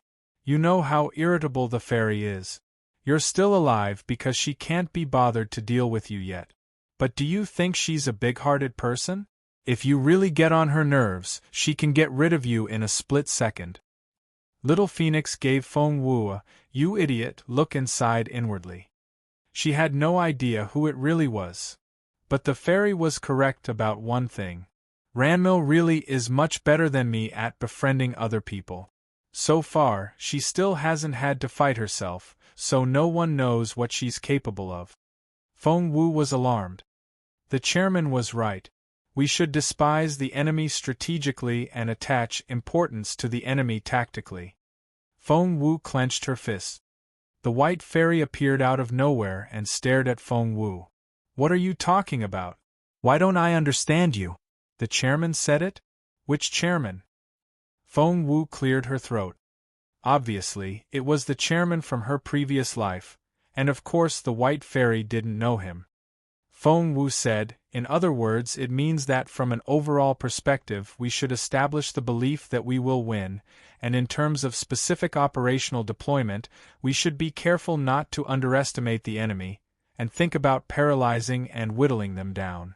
The white fairy stared at Feng Wu with twinkling eyes. Nice. She patted Feng Wu on the shoulder. You've surpassed yourself in such a short time, and you came up with a solution as well. Feng Wu, you've got a great mind.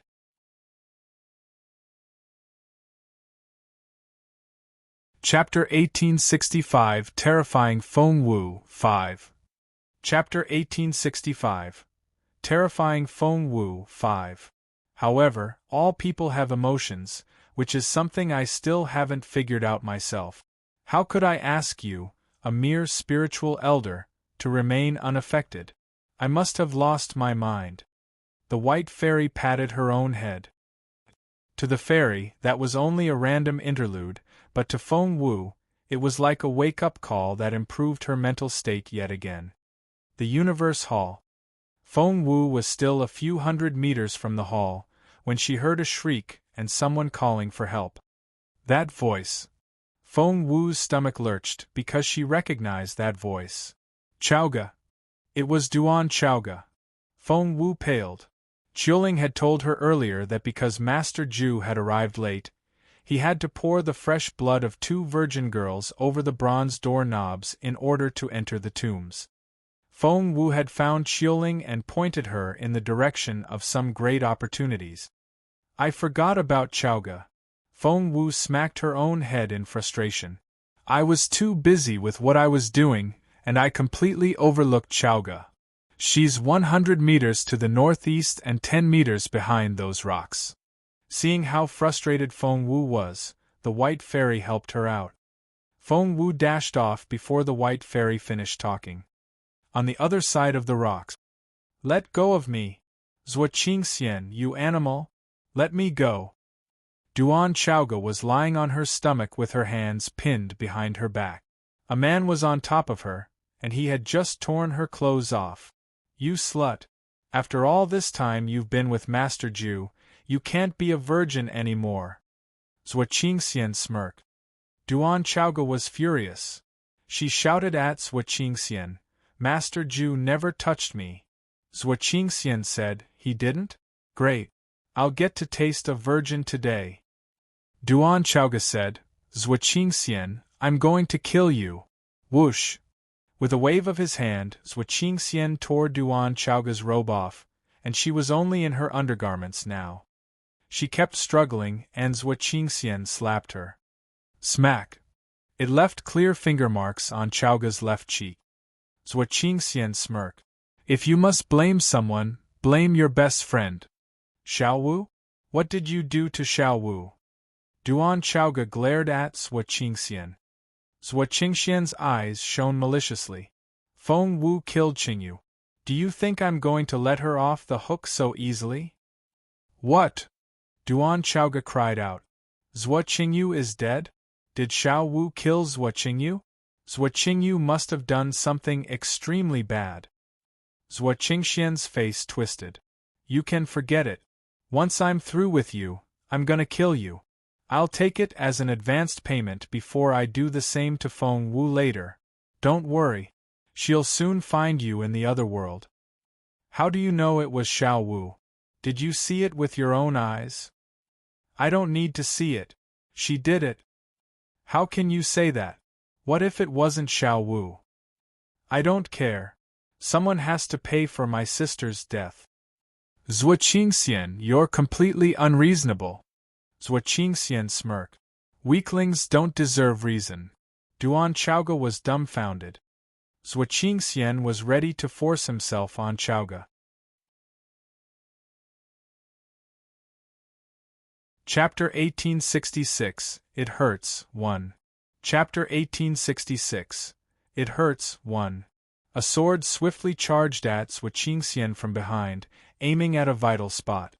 Zhuo Qingxian's stomach lurched when he felt the sensation of death wrapping around him.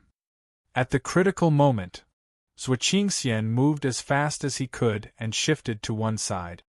Whoosh! Feng Wu's sword brushed past Zhuo Qingxian's head. Some of his hair fell to the ground, and Zhuo Qingxian looked over his shoulder. Xiao Wu! Chaoga cried out in excitement. Feng Wu! Zhuo Qingxian's eyes shone coldly. The next second, he grinned maliciously. Today is my lucky day. I've been looking for you everywhere, and here you are, right in front of me. Zhuo Qingxian stared at Feng Wu and snorted. This is great. Feng Wu kept her face emotionless and pointed the fallen star sword at Zhuo Qingxian. She struck out without another word. Zhuo Qingxian smiled coldly. Feng Wu, you're just a petty spiritual elder. How dare you try to kill me? He struck back at Feng Wu. Terrifying power poured out of his hand. Zhuo Qingxian sneered. What was this spiritual elder thinking? Did she think she was going to be his match? Thump! Their power clashed and exploded in mid-air. Zhuo Qingxian fell back one step, while Feng Wu fell back several. Thump! Her back smashed into a wall. Zhuo Qingxian's eyes widened in disbelief when he saw this. How was that even possible? In the world of cultivation, there was a common understanding. One level could create such a huge difference that was almost impossible to surpass, let alone a difference in stage. But now, a spiritual lord like him wasn't able to kill a spiritual elder with a single strike. Die! And that spiritual elder weakling was brandishing her sword at him. That sword! Zhuo Qingxian's eyes lit up when he saw the fallen star sword. He suddenly understood. A level 1 weapon? Zhuo Qingxian looked amazed. Feng Wu still kept her face emotionless and didn't say a word. The look in her eyes reminded one of the goddess of death. She was very resolute. It was as if killing Zhuo Qingxian was the only thing she knew. I didn't know you had a level 1 weapon. Zhuo Qingxian stiffened. Because it suddenly occurred to him that Feng Wu used to have a level 5 weapon. How did it become level 1 so suddenly?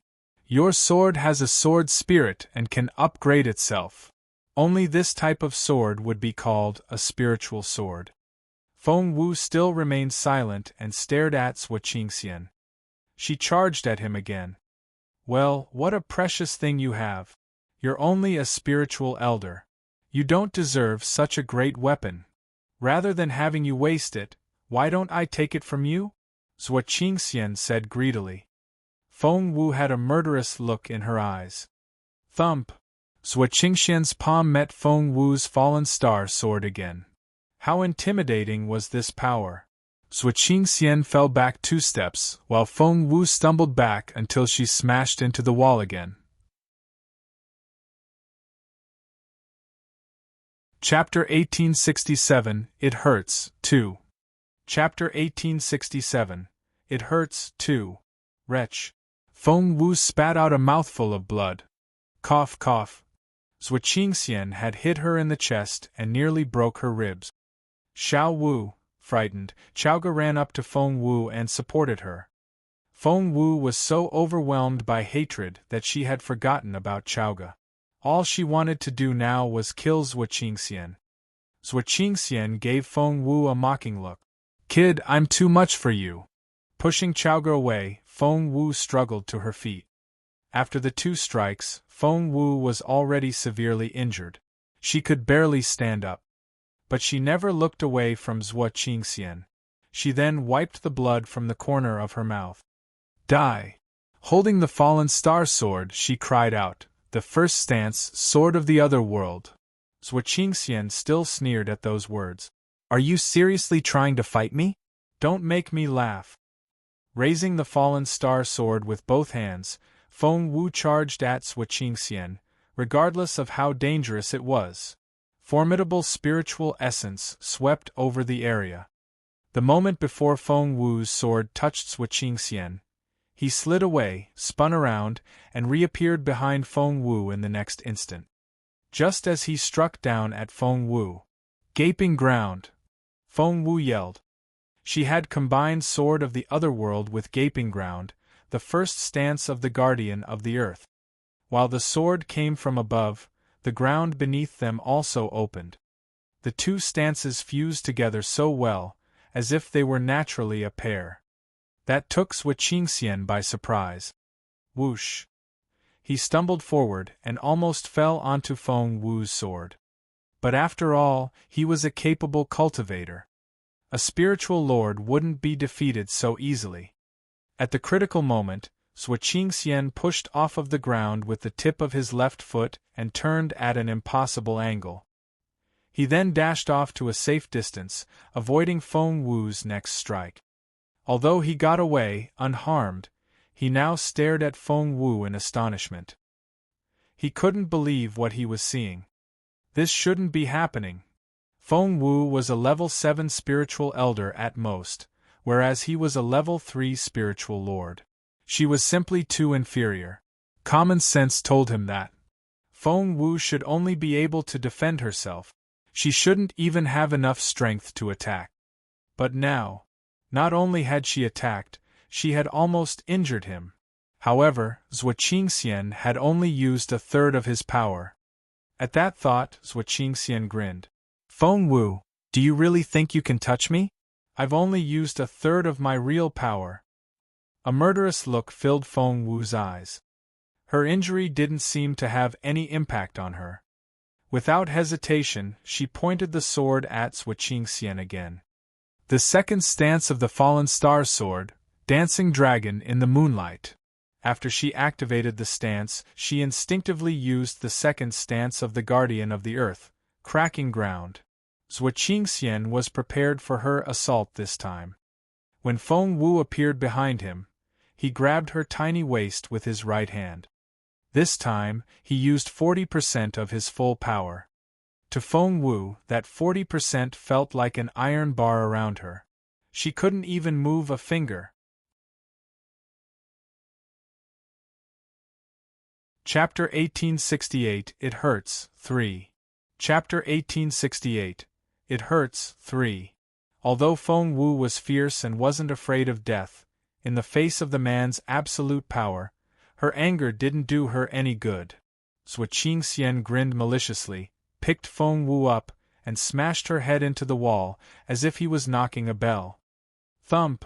Feng Wu felt as if her head had turned into a crushed melon. Xiao Wu! Chowga cried out in frustration. She picked up a stick and struck at Zhuo Qingxian. However, Zhuo Qingxian raised his empty hand. Crack! The wooden stick turned to pieces. Chowga hesitated for a moment. The next second, she jumped at Zhuo Qingxian. She then bit down on his thigh. Zhuo Qingxian frowned in pain and smacked Duan Chowga away. Thump! Poor Chowga. She smashed into the wall before falling to the ground, and blood poured out of her mouth. She tried to struggle to her feet, but she couldn't even lift a finger. Lying there facing Feng Wu, she gasped for air. Despite her frustration and her concern for Feng Wu, she couldn't even stand up. She could only watch as Zhuo Qingxian held Feng Wu by her waist and knocked her head into the wall. Thump! Thump! Thump! Chowga felt as if a hammer was pounding on her heart. Filled with despair, she burst into tears. Xiao Wu, Xiao Wu, Xiao Wu. Meanwhile, that had to be painful as hell. Feng Wu felt blood covering her forehead and flowing into her eyes. Tears rolled down her cheeks. It hurt. She felt dizzy and her vision turned dark. Sui Qingxian grinned as he smashed her into the wall. Feng Wu, you think too highly of yourself. How dare you seduce Jun Linyuan? Don't you know that he belongs to Qingluan? The last thing you should have done is make Jun Linyuan like you. Now that he's fond of you, he'll never marry Qingluan. We didn't kill you 5 years ago, because Jun Linyuan didn't care about you back then. But now you have to die. If there's another life, pray that you won't meet Sui Qingluan again. Die. Sui Qingxian now grabbed Feng Wu with both hands and smashed her head against the wall. This time, he spared no effort. If he succeeded, Feng Wu would definitely die. The White Fairy couldn't watch anymore. Earlier, Feng Wu told her not to help, which was why she had been watching on the side. Now that Feng Wu's life was in danger, she couldn't do that anymore. Whoosh! The White Fairy attacked Sui Qingxian from behind. She punched him forcibly in his back. Sui Qingxian spat out a mouthful of blood and involuntarily dropped Feng Wu. Crash! Covered in blood, Feng Wu fell to the ground. In a normal situation, that height would mean nothing. But she was so fragile now that she almost passed out from the little fall. As she lay there, blood kept bubbling out of her mouth. She then turned to look at Sui Qingxian. Sui Qingxian was scared out of his wits. He was on guard as he looked around the room. Who's there? Show yourself. Chapter 1869 It Hurts 4. Chapter 1869 It Hurts 4. The White Fairy was a ghost, and she could conceal or show herself as she wished. Therefore, Sui Qingxian couldn't see her. No matter how much he shouted, the White Fairy remained invisible. And that only scared Sui Qingxian more. The White Fairy didn't show herself because Feng Wu had stopped her, which made the fairy very angry. She scolded Feng Wu in her head. Are you an idiot? Do you see how badly injured you are? Why are you still stopping me? Feng Wu said firmly, I'll kill him. The White Fairy wanted to smack Feng Wu on the head. What are you thinking? You want to kill him in your current state? How? With what? Feng Wu repeated, I'll kill him. Frustrated, the White Fairy turned to Little Phoenix.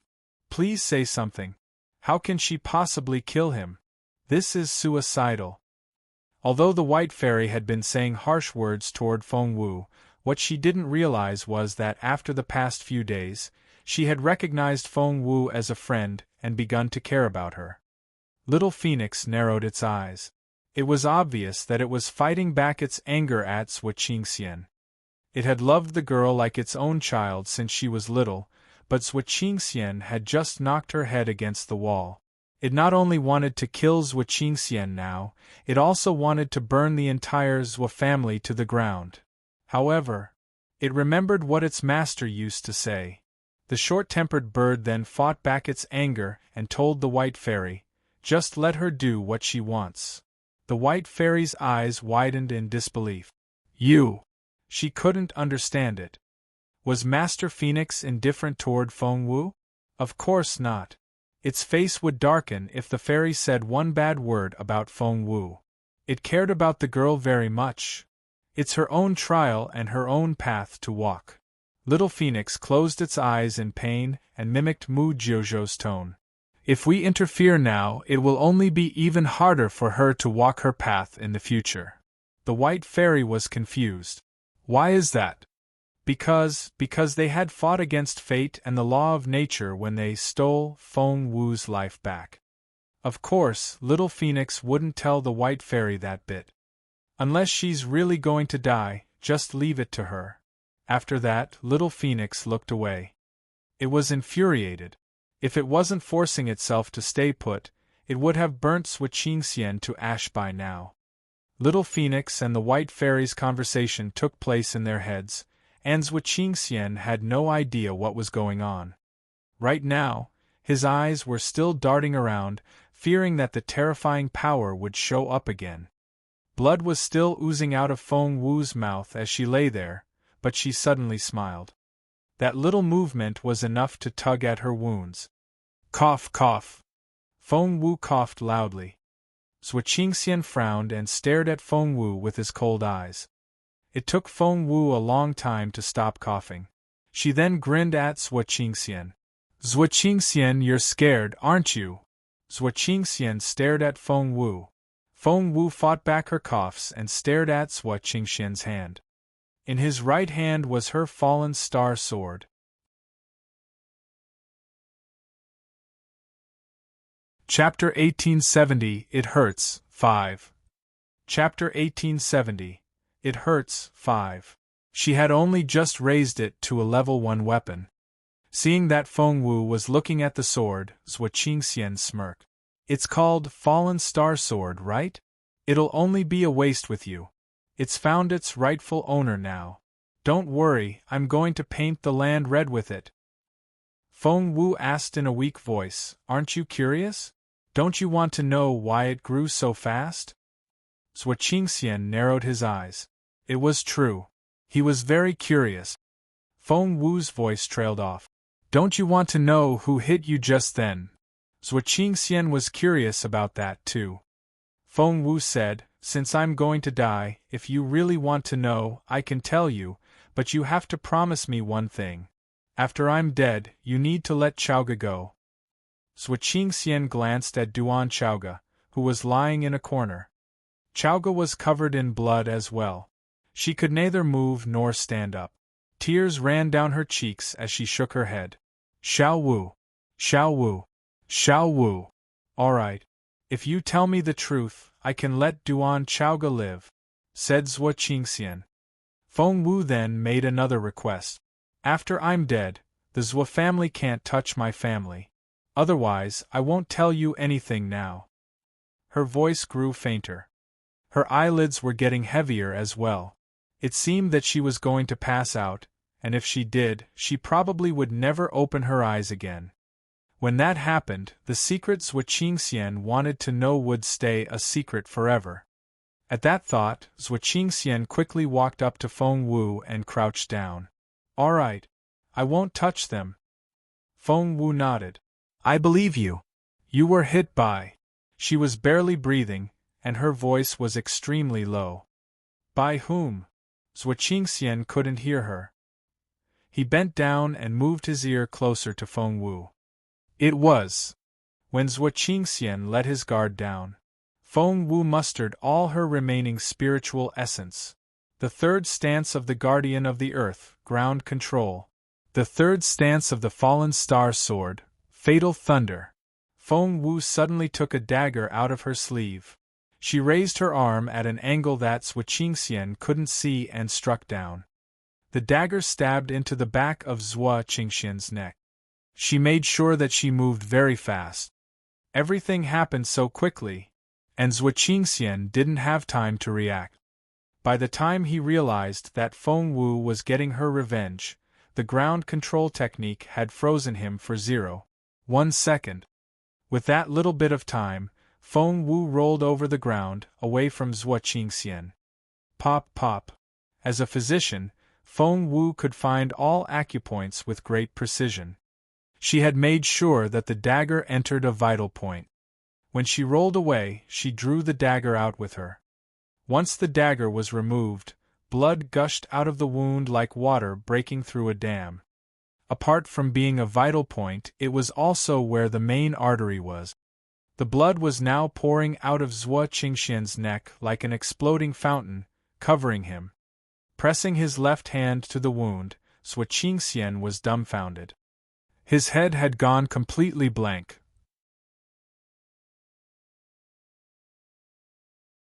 Chapter 1871 Her Bright Future 1. Chapter 1871 Her Bright Future 1. Looking from the dagger in her hand to the gushing wound on the back of Zhuo Qingxian's head, Feng Wu gradually could think as usual again. After giving Feng Wu a final malicious look, Zhuo Qingxian fell to the ground with a thump. He closed his eyes for good. Xiao Wu, Duan Chaoga tried to crawl toward Feng Wu. Feng Wu stumbled toward Chaoga, took a pill out of her pocket, and stuffed it into Chaoga's mouth. Chaoga had been barely breathing before this, but the coagulant improved her condition a little. Phew! Relieved, Feng Wu felt like a broken wagon and couldn't even sit up. Her bones hurt, her muscles hurt, and her head hurt the most. She touched her forehead, and tears filled her eyes when she found the size of the wound. SSSS, she drew in a pained breath. She was so badly wounded that if she didn't take care of her wound quickly enough, the damage would be permanent. After taking care of Chaoga's injuries, Feng Wu sat down cross-legged and started cultivating right away. The white fairy watched this with wide-open eyes. She looked from Feng Wu to the bird. Did she just cure most of Chaoga's injuries? The white fairy asked in disbelief. Little Phoenix looked at Feng Wu sympathetically. The master would be so sad if he saw his little girl so badly wounded. She's a supreme-level physician. These external injuries aren't a problem for her at all, Little Phoenix said grumpily. The white fairy was the princess of an ancient dynasty and had seen her fair share of capable cultivators. However, Little Phoenix's indifferent tone still shocked her. A supreme-level physician? Her? A girl? The white fairy opened her eyes wide and stared at Little Phoenix in disbelief. Little Phoenix rolled its eyes at the white fairy. What's so strange about that? The white fairy didn't know what to say. What was so strange about that? It was very strange. She wasn't just a junior or intermediate physician, but a supreme-level one. There were only a handful of supreme-level physicians on this continent. At her young age, she was already a supreme-level one. Once she grew up. The white fairy's astonishment finally turned into an amazed remark. What a bright future she has! Little Phoenix thought, you don't need to tell me that. She has the greatest master ever. Maybe the girl is only halfway there, and Master Phoenix is exaggerating. The white fairy tried to persuade herself. She couldn't accept the fact that Feng Wu was a supreme-level physician, because she was also a spiritual physician, but after so many years, she was only a master-level physician. Whereas Feng Wu, not only was she better at learning the guardian of the earth, she was also a much better spiritual physician as well. The white fairy realized that she wasn't on the same level as Feng Wu in so many aspects. If Feng Wu really was a supreme-level spiritual physician, Duan Chaoga's injuries would heal in 2 hours. So, if the injuries didn't heal 2 hours later, it would mean that the bird was bragging. 15 minutes, 30 minutes, 45 minutes. Chapter 1872, Her Bright Future, 2. Chapter 1872, Her Bright Future, 2. The white fairy studied Duan Chaoga carefully, trying to prove that the phoenix had been bragging. Although she didn't dare retort, she still wanted to prove that she was right. Before the 2 hours ran out, Chaoga suddenly woke up from her coma. Her unfocused eyes now looked so clear that they seemed to have been washed with spiritual water. The white fairy didn't know what to say. She couldn't believe it. Things just refused to go the way she wanted. Little Phoenix rolled its eyes at the white fairy. The white fairy returned to herself and smiled awkwardly. So, she really is a supreme-level spiritual physician. Little Phoenix rolled its eyes at her again. Do you know who her master is? Of course she's a supreme-level spiritual physician. The white fairy didn't know what to say. She had never heard that Master Phoenix was an impressive spiritual physician. On the other hand, its master, the great master who could not be named. He was the real legendary spiritual physician. But the white fairy didn't even dare mention him, because that would only defile that sacred name. Just then, after circulating her spiritual essence 3 times over in her body, Feng Wu also slowly opened her eyes. Thump! Her head had been covered with blood and looked a mess. However, as her injuries healed, the lumps of coagulated blood began to fall to the ground. Supreme-level spiritual physicians were indeed as powerful as they were said to be. Feng Wu's medicine was very effective. She had been in such a miserable state just then. Zhuo Qingxian had knocked her head into the wall until there was a saucer-sized wound, but now the scab had fallen off and new flesh had developed. It was slightly pinker than the skin around it, but soon it would become the same color. Xiao Wu. Seeing that Feng Wu had woken up, Chaoga was over the moon. She immediately ran to Feng Wu's side. Although her wounds had healed a little, she had been weakened by how severe they were, and she almost fell right back down when she stood up. Be careful. Feng Wu caught her by the right arm. Xiao Wu. Recalling what had happened, Chaoga burst into tears. She had been snatched by Master Zhu first and frightened by Zhuo Qingxian afterward, but only now did she feel the fear. Duan, Chaoga said, Xiao Wu, I'm so glad that you're here. I could have died. Feng Wu patted her head. What do you mean you could have died? Duan Chaoga, you need to remember something. Duan Chaoga asked with teary eyes, What is it? Feng Wu said, Stay alive, no matter what happens. If you die, everything will be over. As long as you're alive, there's always hope. Remember? Chaoga stared at Feng Wu in bewilderment and didn't know what to say. Feng Wu said, From now on, no matter what happens, no matter how humiliating life gets, you must stay alive, because I'll come to save you. Remember? To Chaoga, Feng Wu's words meant everything. Yes. Chaoga nodded. By the way, Xiao Wu, did you make a lot of progress? Chaoga seemed to remember something. That bastard Zhuo Qingxian was a spiritual lord. Feng Wu asked curiously, How do you know that?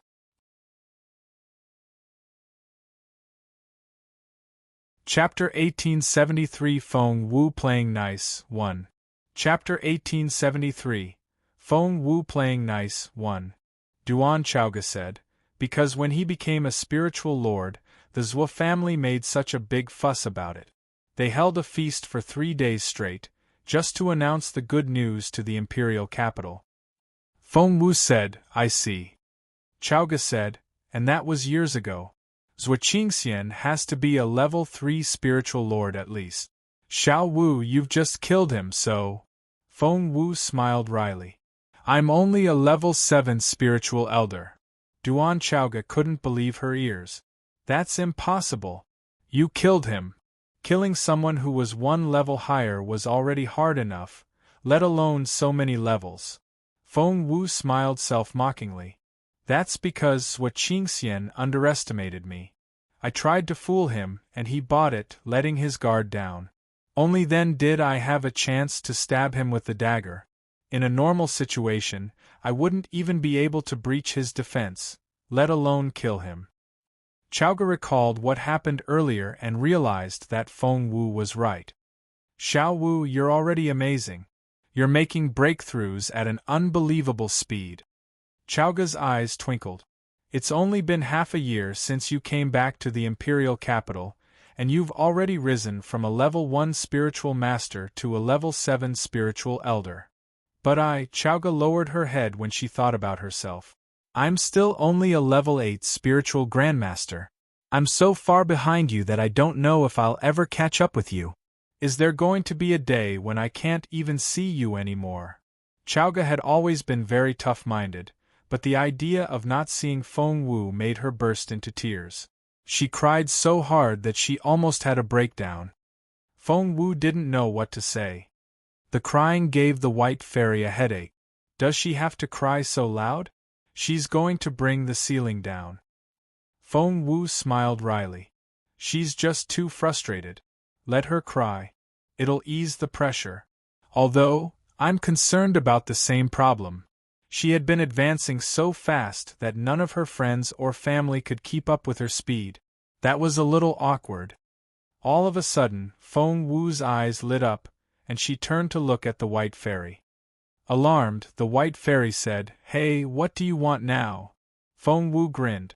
Dear fairy, I know you're the best. You've always doted on me, haven't you? Hey, what are you getting at? The white fairy jabbed a finger in Feng Wu's forehead. Are you fawning on me now? Feng Wu made no effort to deny it and went on, her demeanor reminding one of a puppy wagging its tail. Yes, I am. Dear fairy, please help me. She grabbed the fairy's wide sleeve and swayed it back and forth. The white fairy didn't know what to say. She was a woman, so why was the girl trying to do this with her? However, she really enjoyed it. She then glanced at Feng Wu. So, what do you want? Feng Wu didn't try to hide her intention at all. Pointing at Chowga, she said, Dear fairy, you saw what that man almost did to Chowga. The white fairy rolled her eyes. Of course she had. Only moments ago, Feng Wu had been holding her sword, trying to kill someone, but once she got what she wanted, she switched back to her girly demeanor again. What a magnificent transformation! Chapter 1874 Feng Wu Playing Nice 2. Chapter 1874 Feng Wu Playing Nice 2. The white fairy poked Feng Wu's smooth forehead. You just can't wait to get your revenge, can you? Feng Wu raised her chin. Of course. I never wait when there's a chance. She was telling the truth. The white fairy nodded. Taking the fairy's hand, Feng Wu said, Dear fairy, if you don't help us, someone will try to pick on Chowga again. Dear fairy. The white fairy was speechless. Are you holding me responsible now? How does it have anything to do with me?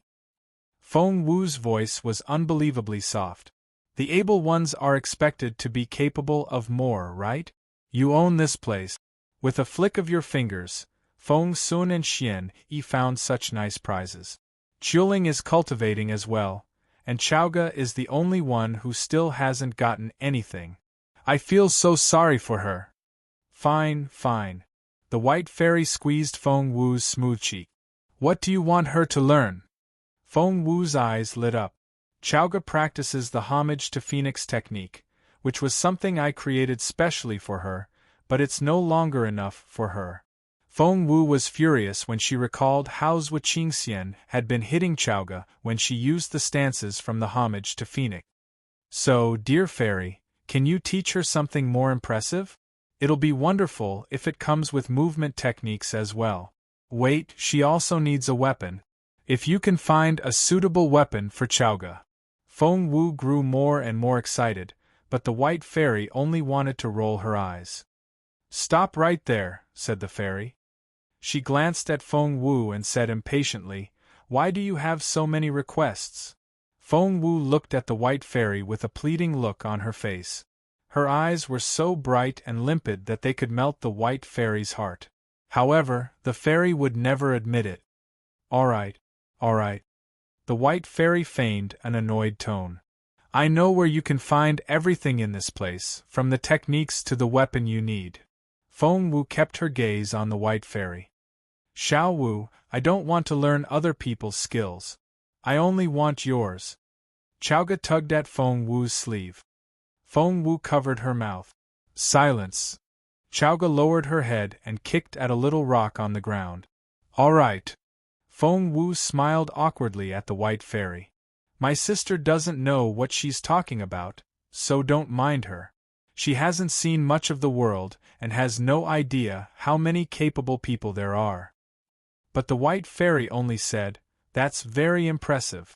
At your young age, you can already create something like the homage to Phoenix, but that technique can only take her as far as the spiritual grandmaster stage. Once she becomes a spiritual elder, the technique won't be enough. You also have to take care of your own cultivation. Where will you find the time and energy to look after her? Have you heard of the name Unflower? The white fairy suddenly asked. Feng Wu's eyes flickered. Are you referring to Miss Unflower, the one who killed people in the middle of the street? The white fairy seemed surprised. You know her? Feng Wu nodded. Yes. Unflower was the daughter of the flower affection race, and was known for her red outfit. She was like a relentless rose, and together with Red March, they were known as the two flowers. The two of them had roughly the same cultivation level.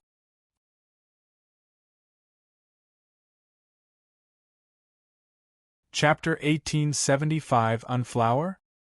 Chapter 1875 Unflower?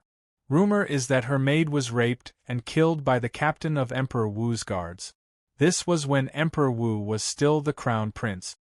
When the then crown prince marched down the main street with his dozens of guards, she landed in the middle of the street and questioned the crown prince, asking him what he would do to the culprit. Embarrassed, Emperor Wu lost his temper. He then told the others to take Unflower down. Unflower was infuriated, and Relentless Flower, her weapon, blossomed in midair. It was only a small flower, but when activated, it expanded endlessly and almost covered the sky above the imperial capital. It's said that this was Unflower's most lethal stance, the world of flower. The bright red petals showered down, and it was a spectacular scene. But each petal was a secret weapon as sharp as a blade. In a matter of seconds, all of the crown prince's guards had fallen to the ground. In the end, the only one left was the crown prince and Meng Ling, his most capable soldier. Unflower then stared at the crown prince and asked the question again, what would he do to the culprit? Feng Wu grew more and more excited as she spoke. The crown prince was both frightened and embarrassed. She was practically slapping him in the face. Unflower then asked the question one more time. What would he do to the culprit? He was surrounded by the petals.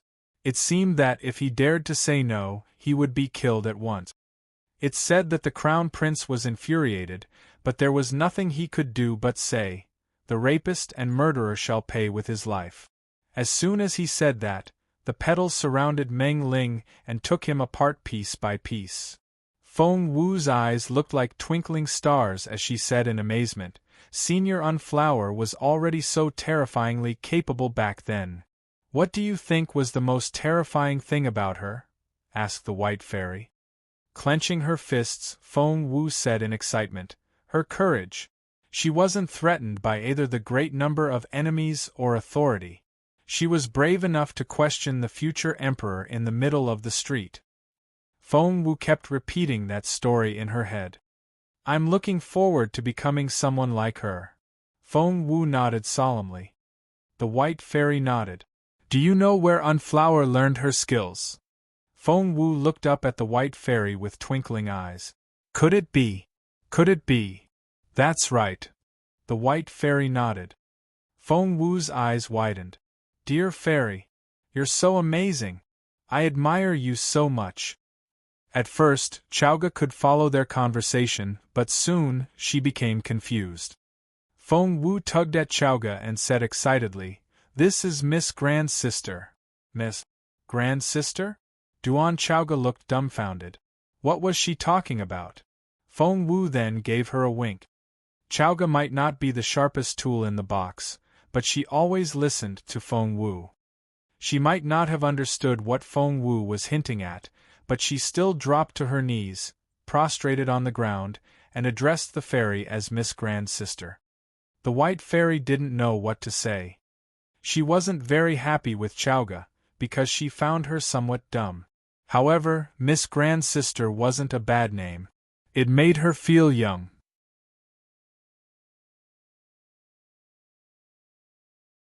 Chapter 1876, So Amazing? Chapter 1876, So Amazing. The White Fairy glanced at Duan Chowga and said grumpily, To be honest, with your current natural endowments, you're just not good enough to be my disciple. There's no way I'll teach you myself. Chowga looked at Feng Wu in bewilderment. Feng Wu smiled. Of course. It'll be a waste of your talent at this stage. There's no need to do that. The White Fairy nodded. After Unflower died, her soul was sealed in this place. I taught her a few things once, and she always wanted to be my disciple, but I never gave her the chance. Wow. Only then did Duan Chowga realize how capable the pretty White Fairy was. She counted on her fingers. If she were to call Unflower her master, and the White Fairy was the master Unflower never got to have. So, the White Fairy really was quite senior in her ranking. How impressive this White Fairy had to be. Duan Chaoga didn't know what to say, so she turned to look at Feng Wu.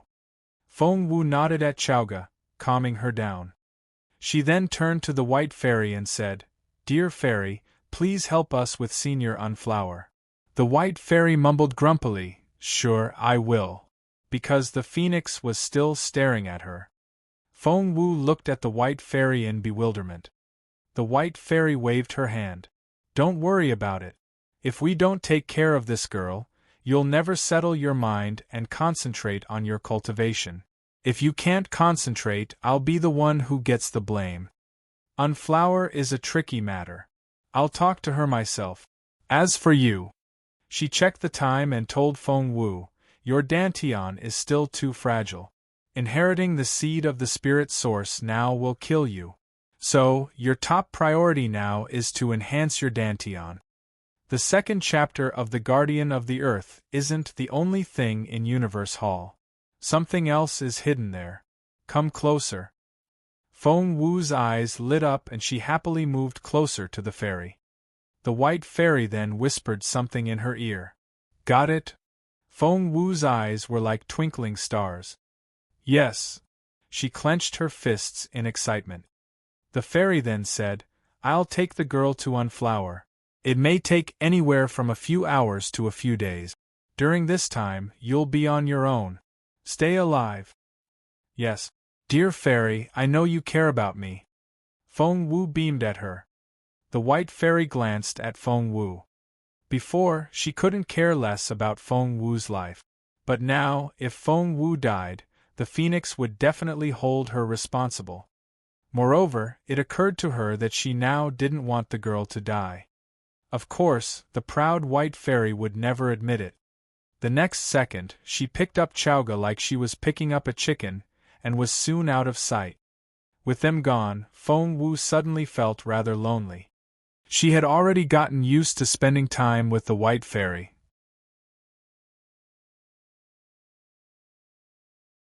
Chapter 1877, Take Her Away. Chapter 1877, Take Her Away. "I won't see her again after I leave here." Feng Wu sighed. "You can take her with you," someone said matter-of-factly behind her.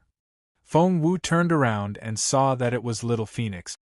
Frustrated, she rubbed Little Phoenix's head before walking away. "Hey, Little Feng Wu, I mean it. You can take her away." Seeing that Feng Wu was going to ignore what it said, Little Phoenix jumped around her shoulders, trying to catch Feng Wu's attention. Feng Wu rolled her eyes at the bird. "Don't be so naive." Little Phoenix stared at her in disbelief. "Did you just call me naive?" The bird didn't like the sound of that. Feng Wu glanced at it again before completely ignoring its opinion once more. "Hey, Little Feng Wu. Little Feng Wu. What's that look on your face? I'm talking to you." Frustrated, Little Phoenix sat down on Feng Wu's shoulder and tried to scratch her face. Feng Wu sighed. Fine. I'm listening. Cut it out." "Cut it out?" Little Phoenix didn't like that tone at all. She was treating it like a spoiled child. The bird was very mad. To everyone else, it was Master Phoenix, a creature that even the White Fairy feared, but Little Feng Wu here seemed to find it querulous. Little Phoenix poked Feng Wu's head. "Hey, Little Feng Wu, haven't you noticed? I'm very capable." Feng Wu gave it a look that seemed to say, "You're exaggerating again." Resting its wings on its waist and raising its chin, Little Phoenix said proudly, "Humph! Haven't you noticed that the White Fairy is afraid of me?" Feng Wu didn't know what to say. She gave Little Phoenix a "you idiot" look. Little Phoenix wanted to see an astonished look, but Feng Wu's reaction didn't meet its expectations at all. Displeased, it kicked Feng Wu's neck. "Hey, why are you looking at me like that?" Feng Wu heaved a long sigh. "I'm trying to think. Can you be quiet for a minute?" Little Phoenix was shocked. It stared at Feng Wu and said, "I'm the famous Master Phoenix. I'm so famous that the entire continent..." Fine. You're the famous Master Phoenix that the entire continent reveres. Everyone will kneel down in your presence. Although that was the truth, the way Feng Wu put it made it sound like Little Phoenix was bragging. Whatever. Little Phoenix emphasized once more, you really can take the white fairy away with you. Although she's short-tempered and not all that capable, at your current stage, she can be helpful to you. Feng Wu gave Little Phoenix an indescribable look. Short-tempered? Not all that capable? Can be helpful. She was the white fairy. She used to be one of the top masters on this continent. Why was the bird saying that she wasn't all that capable? She said in amazement, "Do you know an expression?" Little Phoenix asked, "What expression?" Feng Wu said, "A heart loftier than the sky." That's what you have. You just called a powerful being like the white fairy mediocre. Master Phoenix, do you realize that you're only a spiritual elder? You're tuning in to the Phoenix Knights YouTube channel. Don't forget to subscribe and join us on this journey to catch the most captivating stories.